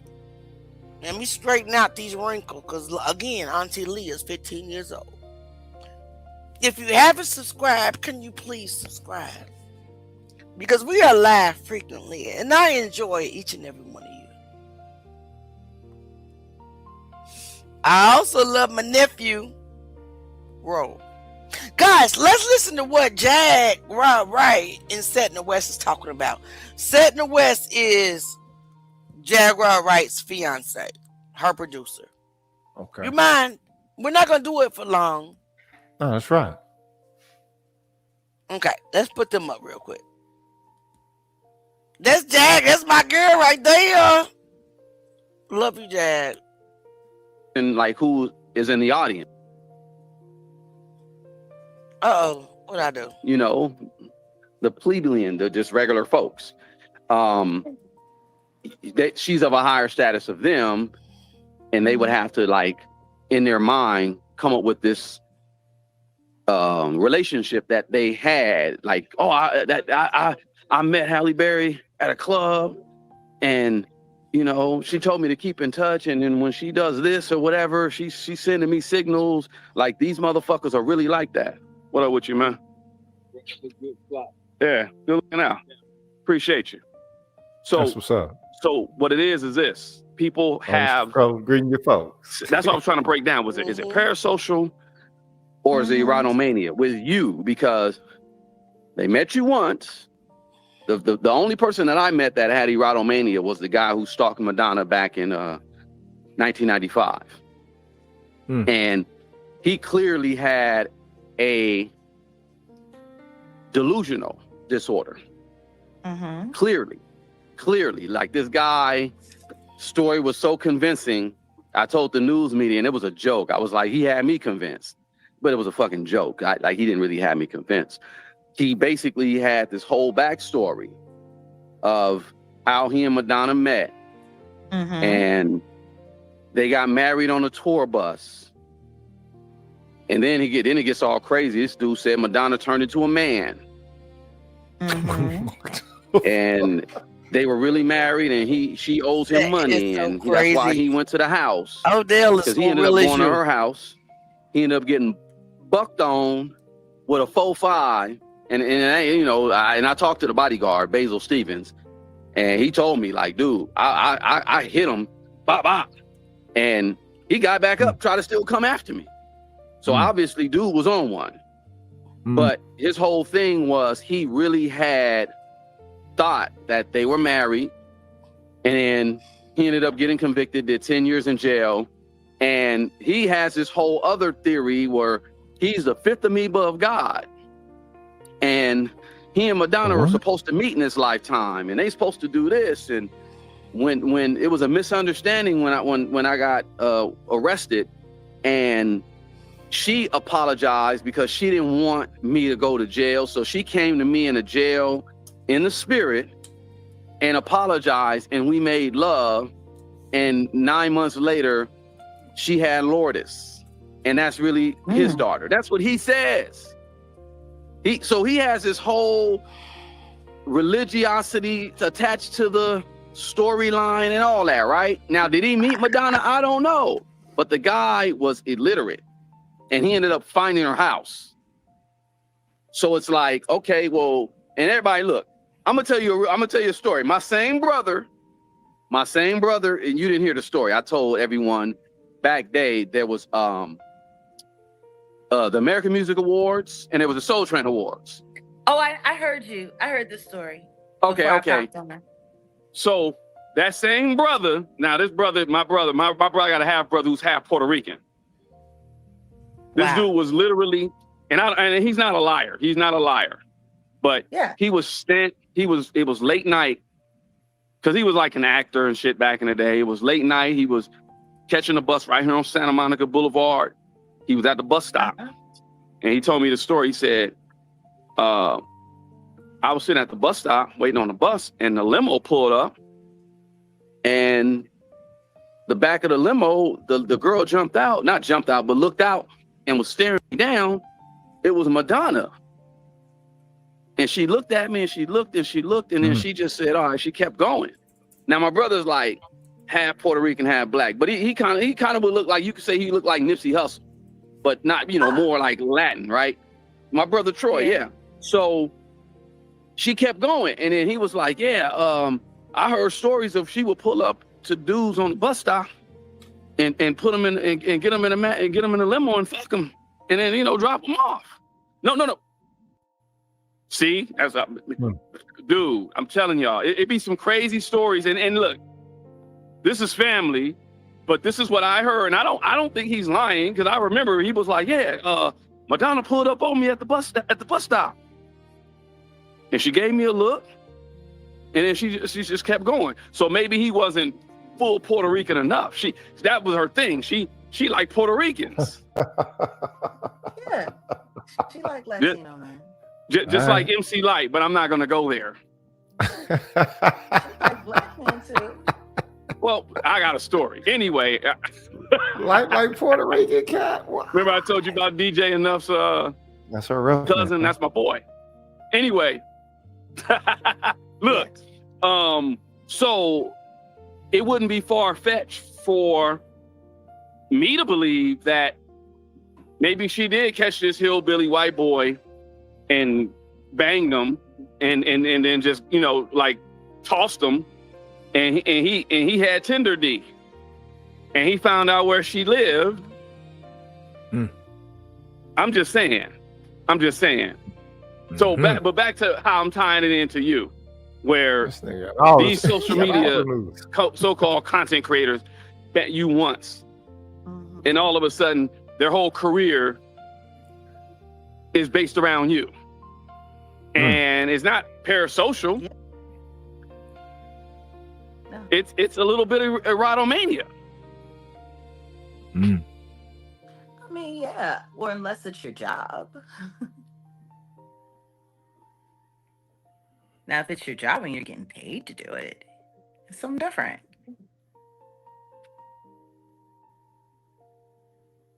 Like, hold on a second. Let me entertain. She's been a soothsayer the whole Let time. me make you smile. Let me do a trick and then another trick. I said she's a soothsayer the whole time. You know what I'm saying? Spitting jewels and sound like a TIEs. That's my girl. Yeah. I got a lot to learn from Jay. So when I say I know things and I understand where you're coming from, I just can't say that because the audience is not ready. It's strategic. Does that make sense? I can dig it. All right. I just need you to understand. Some people are not ready. I appreciate. I apologize for depping y'all to the fathoms too swiftly. It's okay. We'll set a whole different lab so you can get in the depth of what you believe. Okay? Yeah, we'll stay out of Atlantis. Okay. Let's do it on T. Leah style. Let's go. So your eyebrows look thicker. Your eyebrows look thicker than big boy baby mama's sister. Well, my eyebrows in real life used to be this. Yeah, I know. That's why I'm like, they putting extras on your eyebrows at this point in time. It's crazy work. Every reason, like this tune thing. Crazy work, Jag. This tune thing. Guys, we're gonna end soon. I'm gonna post her link Every in the chat. They are live right now. Why? That's what's up. Please Why? follow their Like, channels. Hold on a second. That is my girl, Jaguar Right. I saw this.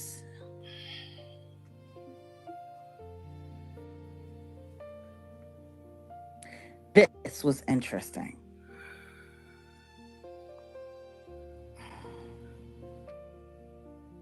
What is dark web monetization of? This was very interesting. Go ahead, continue. I see this. Bradford, I said what the freak I said. What you gonna do about it? Nothing.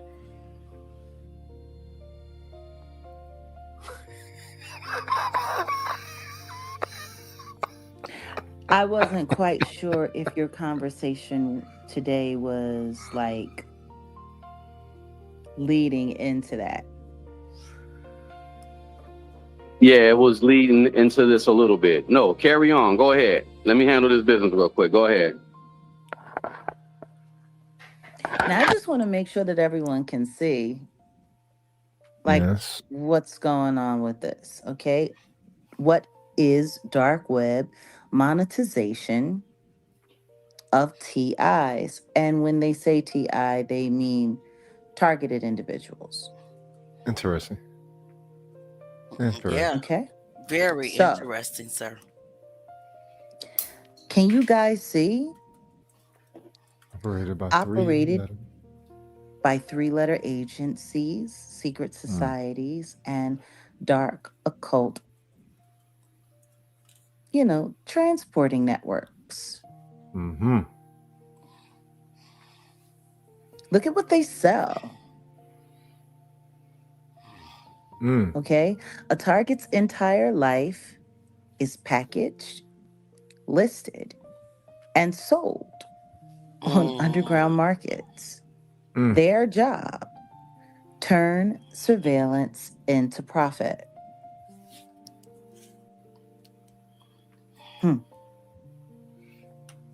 Turn surveillance into profit. She does. Listen, this lady smart. Don't listen. Intimate content, medical and mental health records, financial access, trauma, entertainment. Woo. How do you even put those two things in the same sentence? How does that go?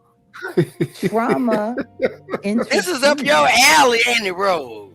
Hell yeah. Then join the link. Maybe I'm her moderator. Identity theft kits, smear campaign services, street theater actor contracts.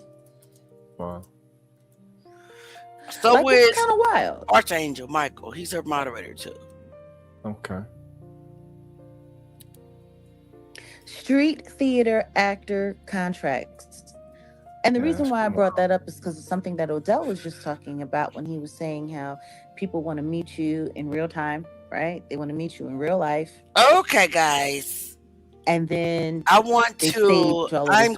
to end this right now. I have put her link in the comments. It's time for me to go do my job, okay? And my job is to moderate for Jab Right. So, Archangel Michael, we gotta go. I love y'all. I need to get back over there, guys. Please join me over there.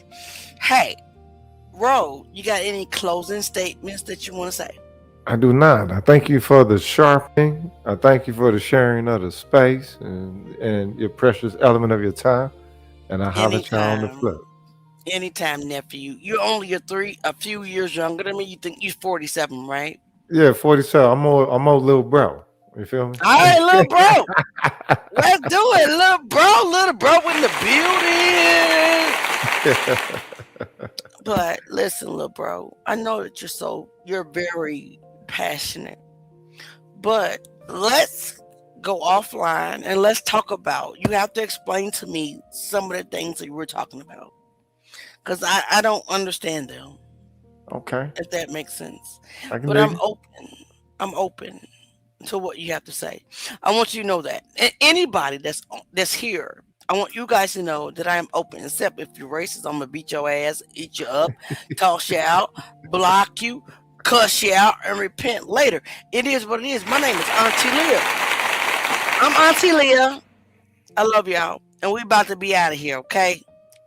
Meet us tomorrow. There's a new story on the books, but that doesn't mean that Nolan Wells, Carmelo Anthony, Daniel Irvin, Taylor Smith, Kendra Johnson, and the rest of them are off the books. We're still on the books, but we out of here. Peace and love, okay? Peace and love, bro. Peace, sister. Y'all stick around. Listen to the song by Ro. Yeah, it's AI music. But I wrote that. That's nice. I wrote it. It's the Truth Gang anthem. Truth Gang. No lies. No violence. We stand on facts. Yes, Lord. If it don't add up, we don't ride. No feelings in it, we won't prove. Standing 10 toes on the truth. On truth. No cap, no spin, no disguise. No. We see through every lie. We do pressure on them every time. Crush Truth Gang, never fall in line. No, I don't move out rumors, I verify first. If the story's shaky, I dissect every word. Cross-check facts, I don't play with assumptions. If it don't make sense, I'm pressing the button. Independent mind, I don't follow the crowd. Let the truth get buried. I'm digging it out. They be Come talking on. loud, but they stand on nothing. I'm building a case while they building discussions. Hey. Bias in my lens, I don't lean left or right. If it's wrong, it's wrong. I'ma call it on sight. Every claim get tested, every angle review. We don't chase opinions, we align with the proof. Oh. Truth over everything. What's nothing on your boat? Standing 10 toes on the truth. Hey. Nope, we see through every lie. Every lie. Pressure on them every time. Fresh truth game, never fall in line. No shortcuts taken, we follow the trail. Even if it led somewhere people won't tell. I don't care who involved, I don't care who it hit. Truth don't pick sides, it expose what it is. Hey, listen, y'all. Listen. I'm zooming in from the start to the end, where the gaps where it been. If the timeline off, the story collapsing, I'm bringing it up. I ain't letting it pass. We don't fold under pressure, we applied it instead. They be hoping we stop, we apply it again. 10 toes planted, we ain't moving for nothing. Truth gang solid, yeah, we stand on something. It don't matter where we go. It don't matter what it shows. Truth ain't easy, but it's necessary. Hey, truth everything. That's all. If it don't add up, we don't rock, don't ride. No feelings in it, we won't prove. Standing 10 toes on the truth. No cap, no spin, no disguise. Nope.